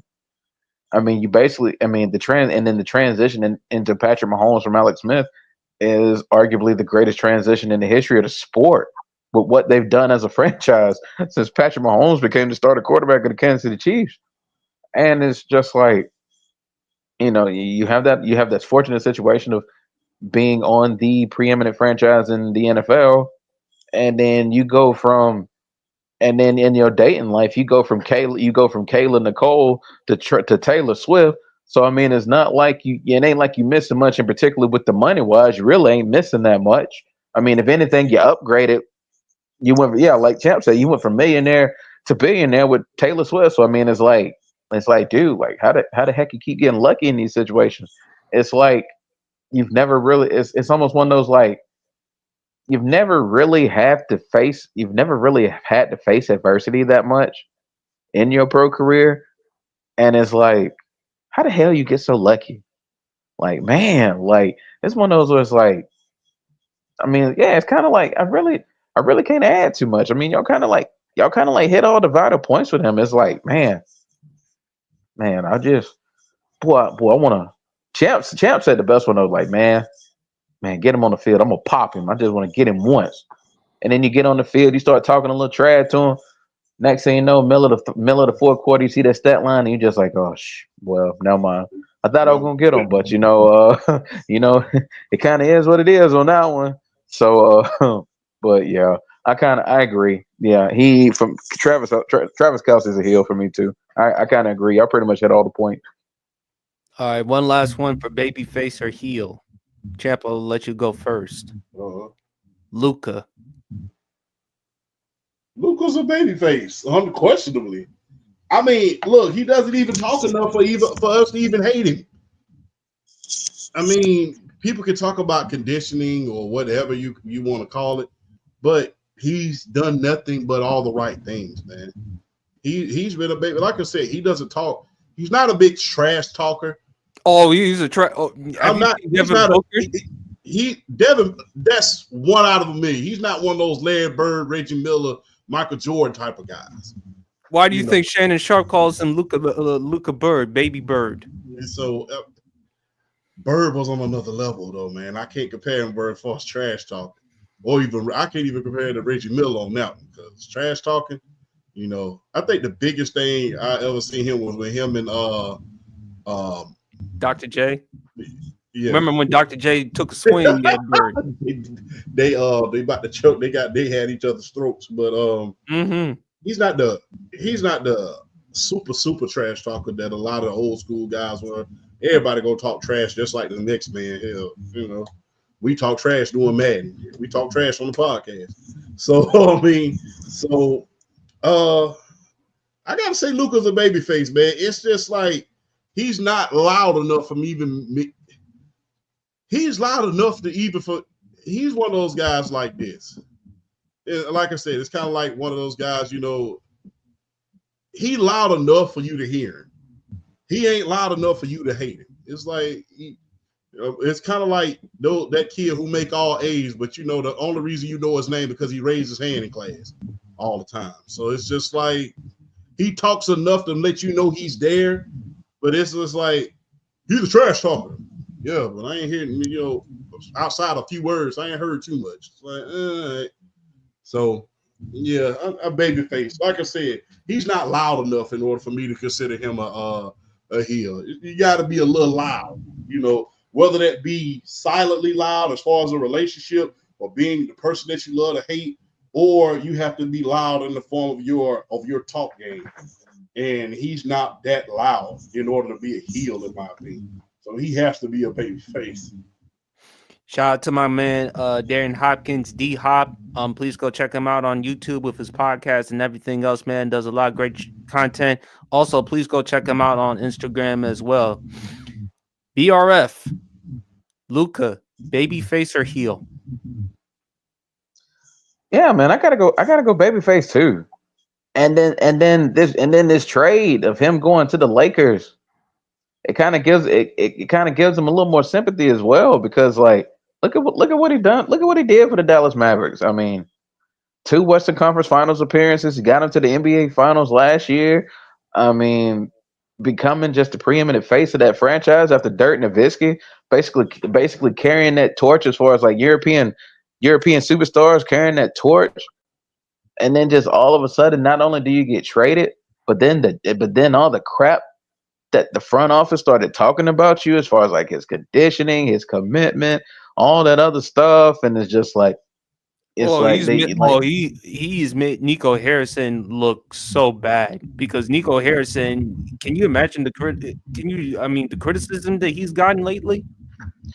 I've already said if the Dallas Mavericks don't win a championship in 2 years, this is undoubtedly top. I'm thinking top three worst trade in NBA history. Might be top five in sports history if they don't win a championship in 2 years. Because I mean, I'm gonna be real. Is the defense better with Luca gone? Absolutely. But you know what? With Luca, you lose a clutch gene, you lose a clutch factor, you lose an ability to make big time plays in big time situations and late game situations, particularly if you get to the playoffs. I love Kyrie. Don't get it twisted. I think Kyrie's still going to do great things. Hell, he had a game tonight for them against New Orleans. He put up 35 against the Pelicans tonight. So Kyrie balling. But even still, Luca has displayed multiple time after time. He has that killer instinct you need in late game situations, especially to win in the playoffs. He has that killer mentality. So I gotta say babyface because he's got a lot more sympathy on the side with the way the Dallas Mavericks have pretty much been dog walking him verbally in the media since he left. And it's like how you gonna sit there and talk to me like this? Everything I've done for you for that organization. I mean, I practically you practically piggybacked on me to the NBA finals. I mean, I practically got you there.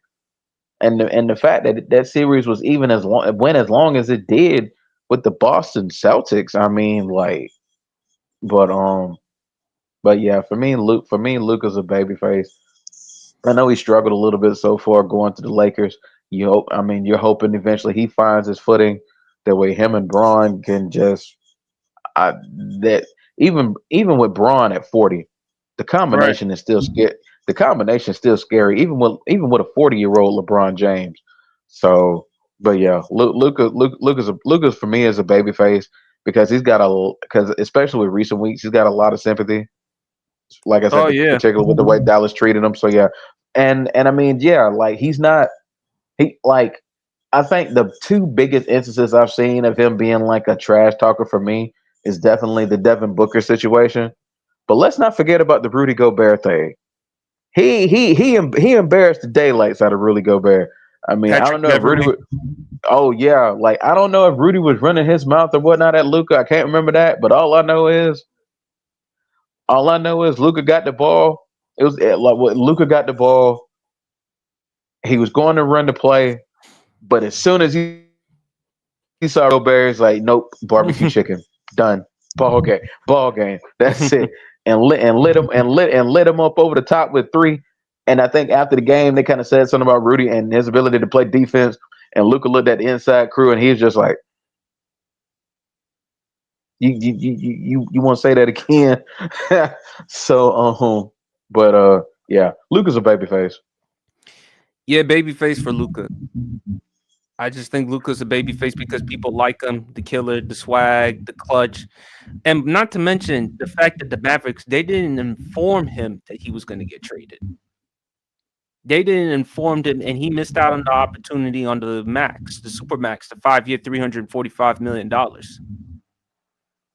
You have something, champ?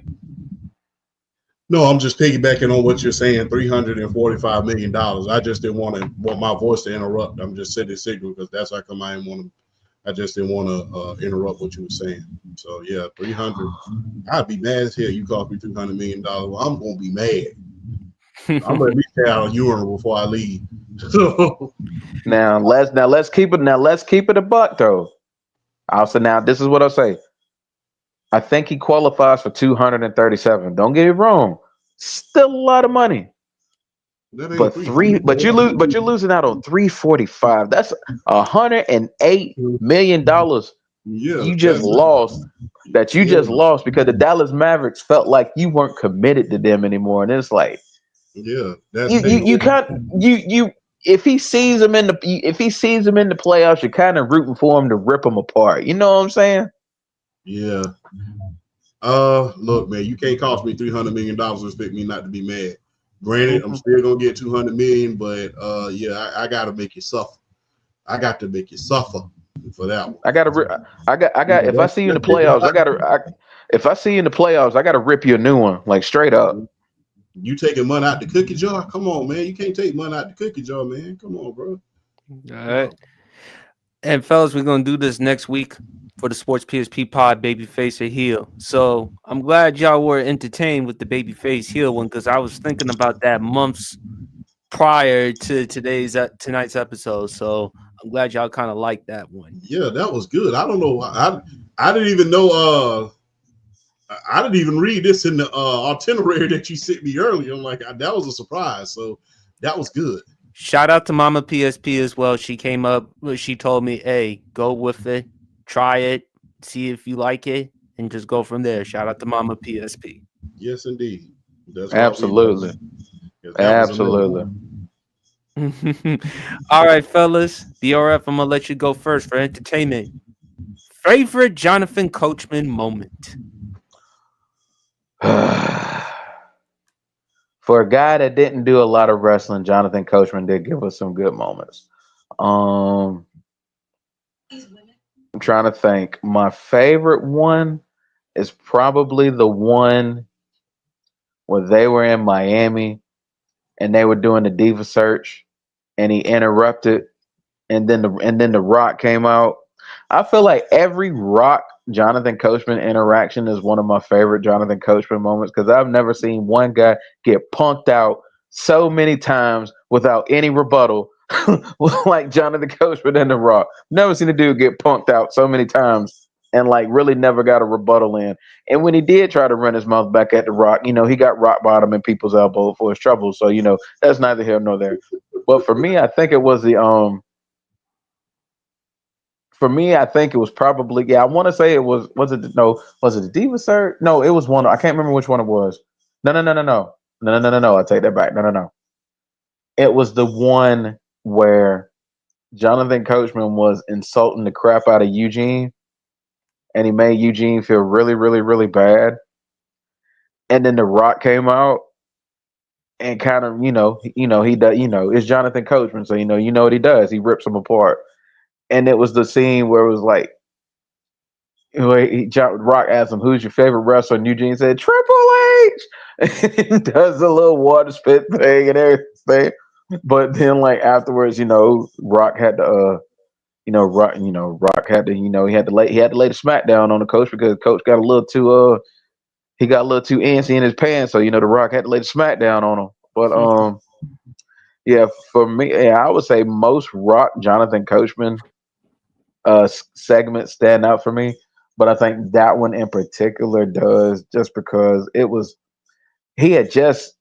like in the beginning phases of his heel run, and he was actually kind of generating, he was working, it was working. He was generating a little something.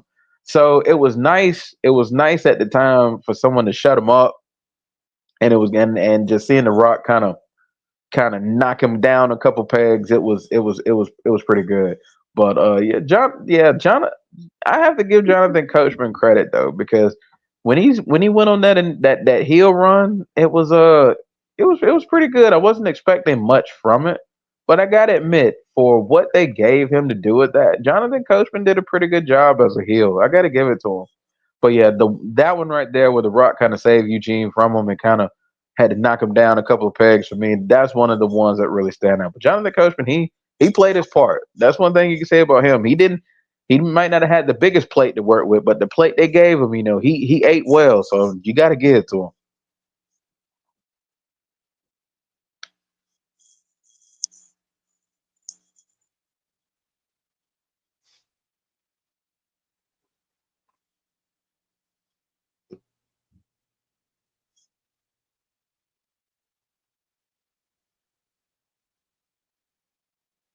You want me to go ahead? Okay, then. I gotta say this. The reason I've been laughing at the camera so much because, like BRF said, all of those rock segments that he had. Can y'all hear me loud and clear? I'm speaking loud enough. So all of those rock segments. Remember when he had Jonathan Coachman do the Charleston? I'm not gonna lie. I didn't even know there was a damn dance called the Charleston. What the hell? What are you talking about, the Charleston? And oh man, look, before I go to the next one, would y'all like to hear Jonathan Coachman say his prayers? and then he got up to, what up, G? He said, what in the hell is wrong with you? That ain't how you give thanks. You get out of here, you sick freak. And then he kicked the old coach off the bed. Jonathan Coachman, man, what can you say? Never forget when he went on that heel run. I got this from JR. What a shot! What a shot! That's a globber knocker. Change down. He was impersonating JR in the ring after he got pulled under the mud by Eric Bischoff. That was funny as hell. Oh man, that the DX situation where they put himself in that door. We're not going to elaborate any further than that. When they put him in the wall? Yeah, they put him in the wall. That was a damn sight to behold. That's one of those things. It's kind of like the Titanic. I've seen it once and don't ever want to see that shit again. Oh, it burned. Oh, it burned. Yeah, that's a sight. That was a sight to see. I cringe thinking about it. Don't you ever do that again, Coach. But a lot of good Jonathan Coach. Oh yeah, not to mention when he was in the XFL, man, because there was a lot of creepy crap going on in the XFL. If you watch them interviews between him and the cheerleaders at a certain point, it's like, damn, coach, chill out, bro. Like, you need to chill. So, Jonathan Coachman, man, look, I didn't realize how big this dude was. Jonathan Coachman, big old dude. Like, he's 6'3", like 240. So, yeah, that's a big old dude. And for him to not only be on, I enjoyed the fact that not only in his WWE moments, but he was on ESPN as well. When he was on ESPN, I really felt like he arrived. And to see him as intelligent as he was, to be a good talker and to not be biased in his takes on sports and things of that nature, like you see a lot of guys, in the sports media world, be biased. To see him do that, actually know what he's talking about, coming from the WWE to ESPN, I think he did a hell of a job on ESPN. So outside of the comical things that he may have done in WWE, XFL, I think he did a hell of a job at ESPN. But a favorite Jonathan Coachman moment have to be when he said his prayers, when he was doing the Charleston, not to mention when he was doing the Coco Banner. That was the Coco Banner. Yeah, that one was and him and The Rock from my Copa your ass on out of here.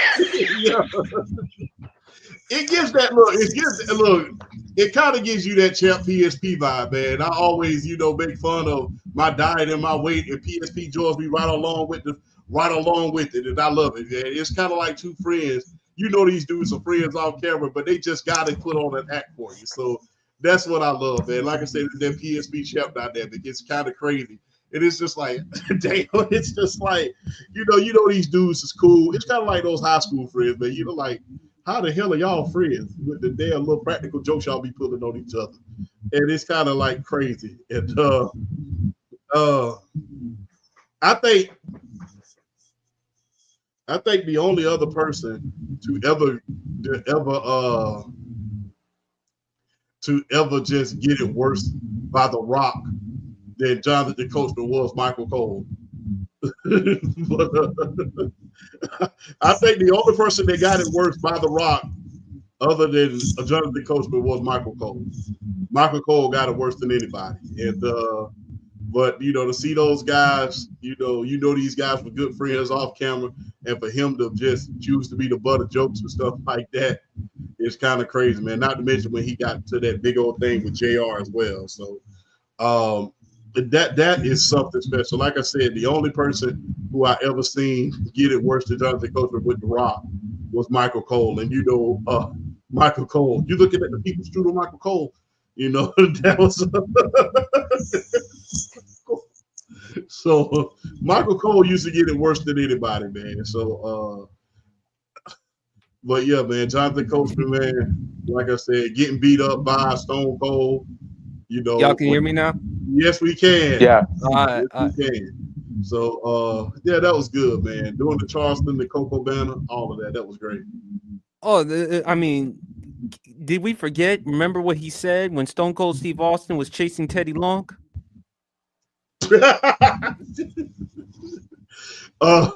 We gotta be careful. We don't want them to accuse us of the W word. Yeah, I know, but remember that was funny though. Y'all can't ignore that, man. No, we can't. I will say this about Coach Jonathan Coachman though. Funny. Remember the trial of Eric Bischoff when he impersonated Johnny Cochran, the late Johnny Cochran? If you don't fit, you must have quit.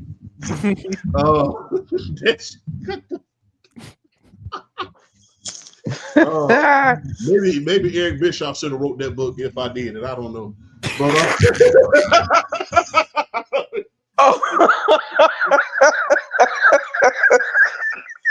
I'm sorry.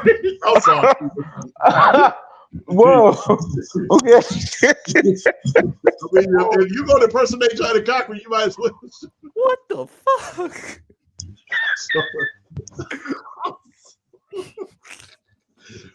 Yeah.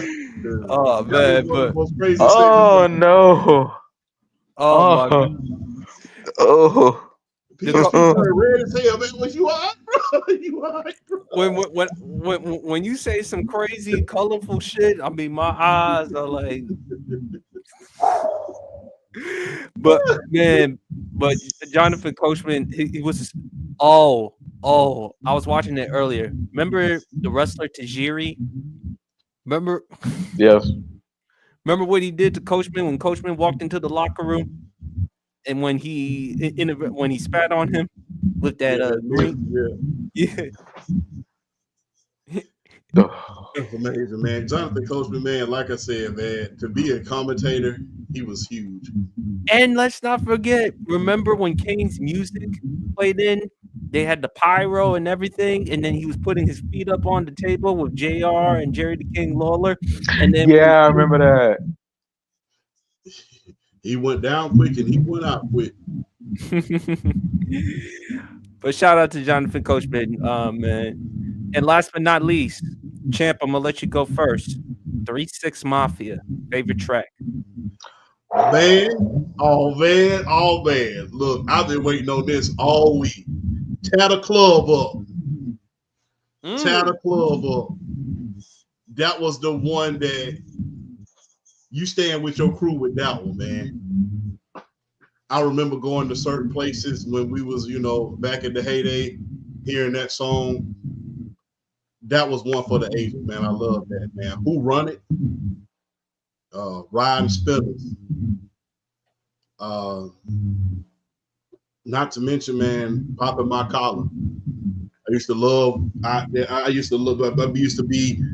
be that flamboyant guy back when I was young, rocking my polo shirts, getting in all different colors at the party, popping my collar like this, you know what I'm saying? Little known fact about that, the original song came from Mr. Big. You remember the last Mr. Big, don't you, BRF? I do. Yeah, the last Mr. Big. Oh, you know about Mr. Biggs. Okay. Nice. Yes, I Yeah. know. Yes. No, not you. I'm talking about Oh, Jersey. you talking about PSP? Yeah. Oh, Hey, okay. y'all mess with Mr. Biggs like that up there in Jersey. So yeah, there is another song, BRF, on the Hypnotized Minds album. When you go to a party outside of Baghdad, so turn that song on. Mm-hmm. I think I know which one you're talking about. You know what song? Mm-hmm. It's on the first Hypnotized Minds album. So you ever want to turn on a song to get the ladies on the floor outside of Juvenile? Turn on that old school 3-6 Mafia, that Hypnotized Mind Camp, and go to, I think it was number 8. Yeah, that was a song that everybody played during the heyday. That was a good one. Big ups to A, and you gotta love, man. But by far my favorite gotta be Late Night Tip, man. The way they was able to get that beat, that classical R&B beat on the song like that, and able to incorporate that. And Lord Infamous came in and just spitting. Big ups to Lord Infamous, man. You know, rest in peace. That was one of the more influential groups ever, man. I mean, 3-6 Mafia was great, man. I mean, like I said, I get it's too many to name because this was doing. If you know, this was our heyday, man. You know, from a time we was teenagers all the way up until we passed like 33 years old. So up until that point, I mean, 3-6 Mafia, you go to the party and they put on certain 3-6 Mafia songs. You know, either you was gonna get crunk, you knew the ladies was gonna get on the floor, or you knew it was gonna be something. And it was that was man, 3-6 Mafia, man. You know, that was good, man. But I gotta say, you know, like I said, we can't forget about Rod and Spindle, man. I hate that Spindles went out of style before I had a chance to grow up and get a pair. I can't believe there was one song, Champ. I'm shocked you didn't mention this one. You know it's hard out here for a pimp when they trying to get this money for the rent, for them Yeah, Cadillac and gas money spent. yeah. But I'm from down south, man. We was listening to 3-6 Mafia doing Giddy Green. Oh yeah, I know that. When we was, you know, remember when the DJ Squeaky album had came out, BRF, they was rapping with DJ Squeaky and, you know, the Paranoid album. We was listening to that back then, way before it hit mainstream. So it's kind of hard for me to say every song because a lot of the songs that they made that I like are so explicit that I can't mention them on the air. Like I said, there's one song that if you was asking, this is a show answer, the answer that I'm giving. In reality, my favorite song by them is that song on that Hypnotized Minds album, that first one. But this is a family show. We gonna keep it clean. But yeah, man, I love every minute of that, man. Like I said, BRF, you know what this song is, because that's the first song they gonna play after Back That Thing Up. That's the first song they gonna play if you go to a party. So look, man, 3-6 Mafia, man, look. And that, like I said, this is a 3-6 Mafia album. We're not even talking about the Lil White album. We ain't even talk about the LeChat album. We ain't even talk about the Project Pat album. If you ain't from my hood, you can get from around here. So that it's too many today. Like I said,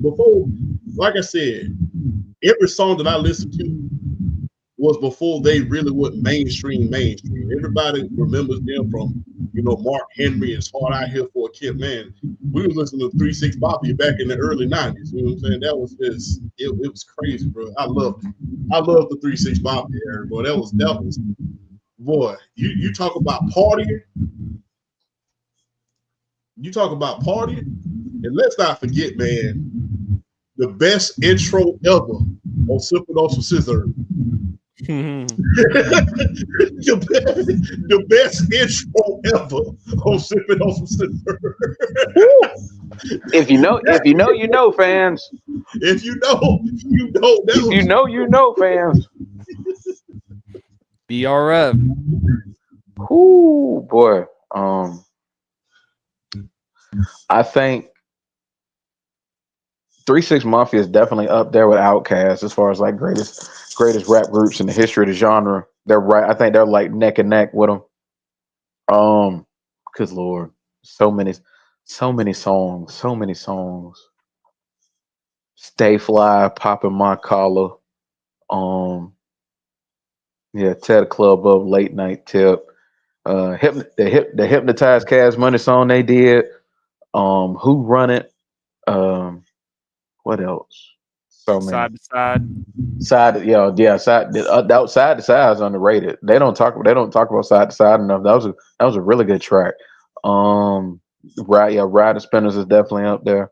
Um, uh, gosh, I'm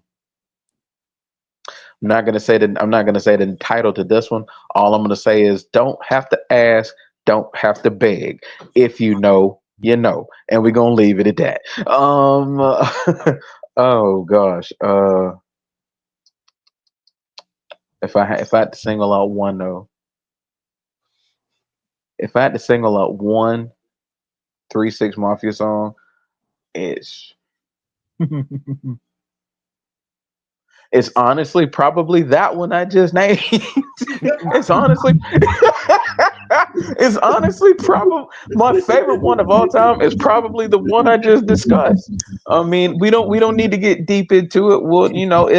We'll say it's a fun, colorful song. I'll just say that much.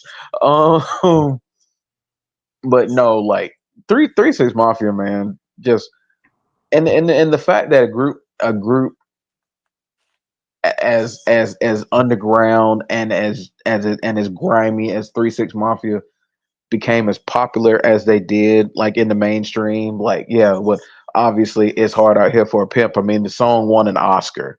I mean, what more do you need to say There about you that? go. That song legit won an Oscar. So I mean, you got to give them respect. And of course, somebody's gonna get it. In my opinion, it's a top 10 WWE intro song of all time. In my opinion, I don't know who was cooking for Mark Henry when they decided to let him use that song, but God bless him because that's an amazing interest track.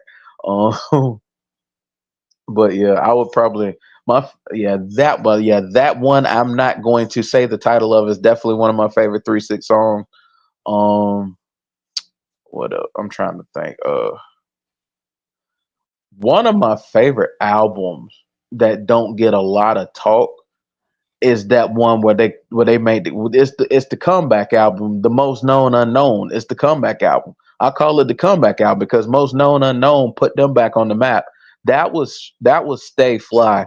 That was Popping My Collar. That was half on a sack. That was like that album was like was so good. And just if there was gonna be an album that was gonna put 3 6 Mafia back on the map, it's Most Known Unknown. And if y'all ain't heard the Most Known Unknown album, I highly recommend you go listen to that album because it's one of the best. It's one of their my opinion, it's one of their best three. It's top three for me as far as 3 6 Mafia album. It's the top three album that they've done. So definitely give that one a listen to as well. But Hmm. and then but yeah, if I would either go that song or like another song that I really love from them is probably I Bet You Won't Hit Her. Not gonna finish that one either, but that one I'm not gonna finish that either. But that one is right up there, one of my favorite songs too because it's a I mean, I love the beat, the song, the intensity, how hype it gets. So that's another one. That's another one of my favorites. Oh man, man, let me tell you something. Yeah, like 3 6 and Outkast and other groups like that. Man, that was like a eight ball and MJG. Like that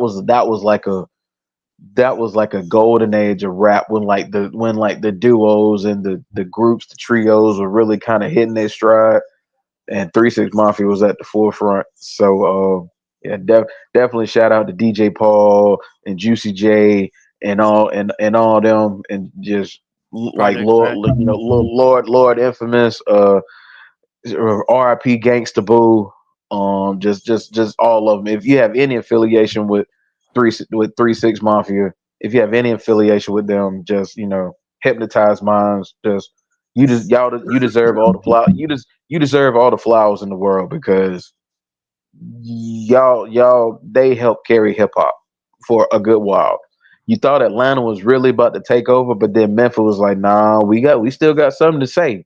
And then 3-6 came and they led the charge with like them and they balling MJG and Yo Gotti amongst other guys from Memphis. Just the rap in Memphis, Tennessee. They led the charge. So shout out to 3-6, man. They're definitely up there. They're one of the best groups ever. And shout out to them. For me, I really don't have like a favorite because they made so many good songs. I don't have they're one of the few artists that I really don't have like a favorite for because it just there's about 10 or 15 songs. If I wanted to say they was my favorite, you couldn't argue because they were all good songs. Stay Fly and Popping My Collar. Those were my tracks back then, like when I was 13, 14 years old. So I'm going with those types of tracks, man. But next week for the Sports PSP pod, favorite Bobby Brown track. Mm. So stay tuned for next week on the Sports PSP pod. But fellas, before we wrap up the show, any final words and let the audience know where to follow y'all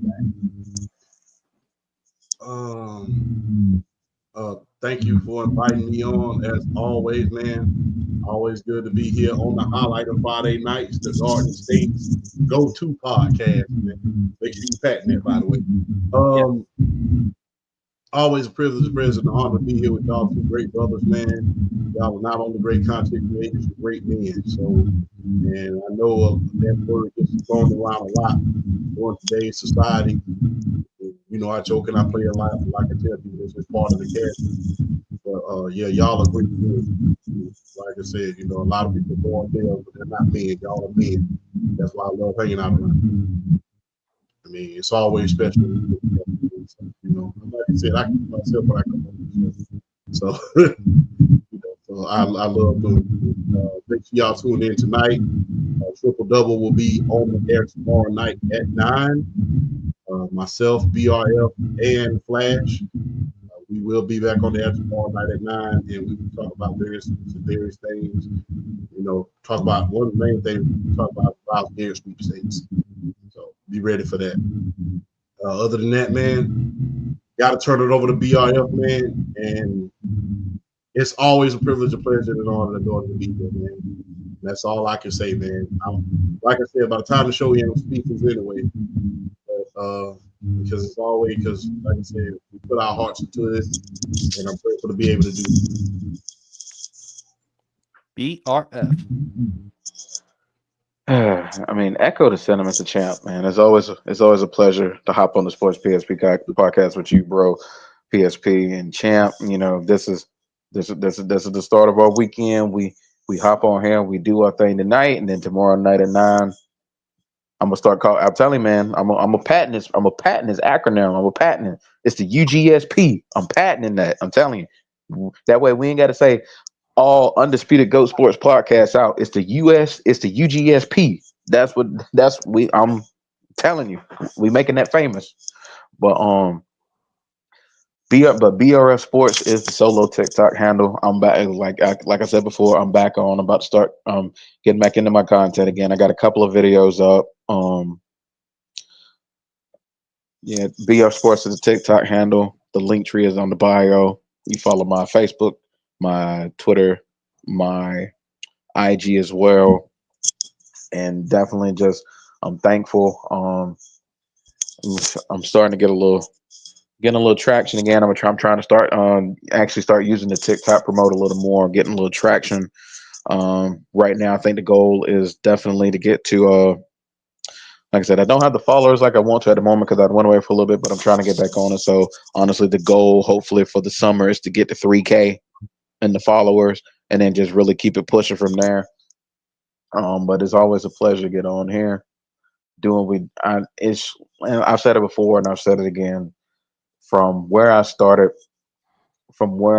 on a TikTok back in like 2019, 2020, to be where I'm at now, to be able to get on to engage on these platforms on these podcasts with some of the best people, and being able to do what I enjoy do, it's a blessing. And I can't thank PSP enough for giving me the opportunity to be on his platform. I can't thank Champ enough because it was him that started the idea with the TikTok lives after the Sunday NFL games. And look where we're at now. The growth is tremendous and it's amazing. And I can't be more thankful to have people. And also shout out to the Pod and Grind chat. Everybody's in that, the IG chat. Met so many great people, and I'm blessed and I'm honored to know y'all. But this don't stop. I mean, growth is what you allow it to be, and if you don't hold it back, the sky's the limit, and you can break any glass ceiling there as long as you just put forth the effort and you have the right mindset. So to everybody, we appreciate the love and support, and we're gonna keep this going because, and it's like I always say, a topic not thought about is a topic not talked about. So y'all holla at us. Y'all holla at us. Check us out tomorrow night. But hey, shout out to PSP, man. Love you, brother. Wish you nothing but the best. Wish you nothing but great success, man. And keep this thing rolling and keep this thing pushing. And we're gonna be there riding with you till the wheels fall off, bro. Yes, in the words of Martin Lawrence, man, run tell that, man. My favorite comedian. But yo, y'all enjoy the rest of y'all weekend. Sports PSP podcast. Y'all know where to follow me at. Like and subscribe to the YouTube channel and IG as well as TikTok Sports PSP3. Enjoy the rest of y'all weekend, fellas. Enjoy some good basketball. Stay safe. Everybody, thank you for tuning in and peace.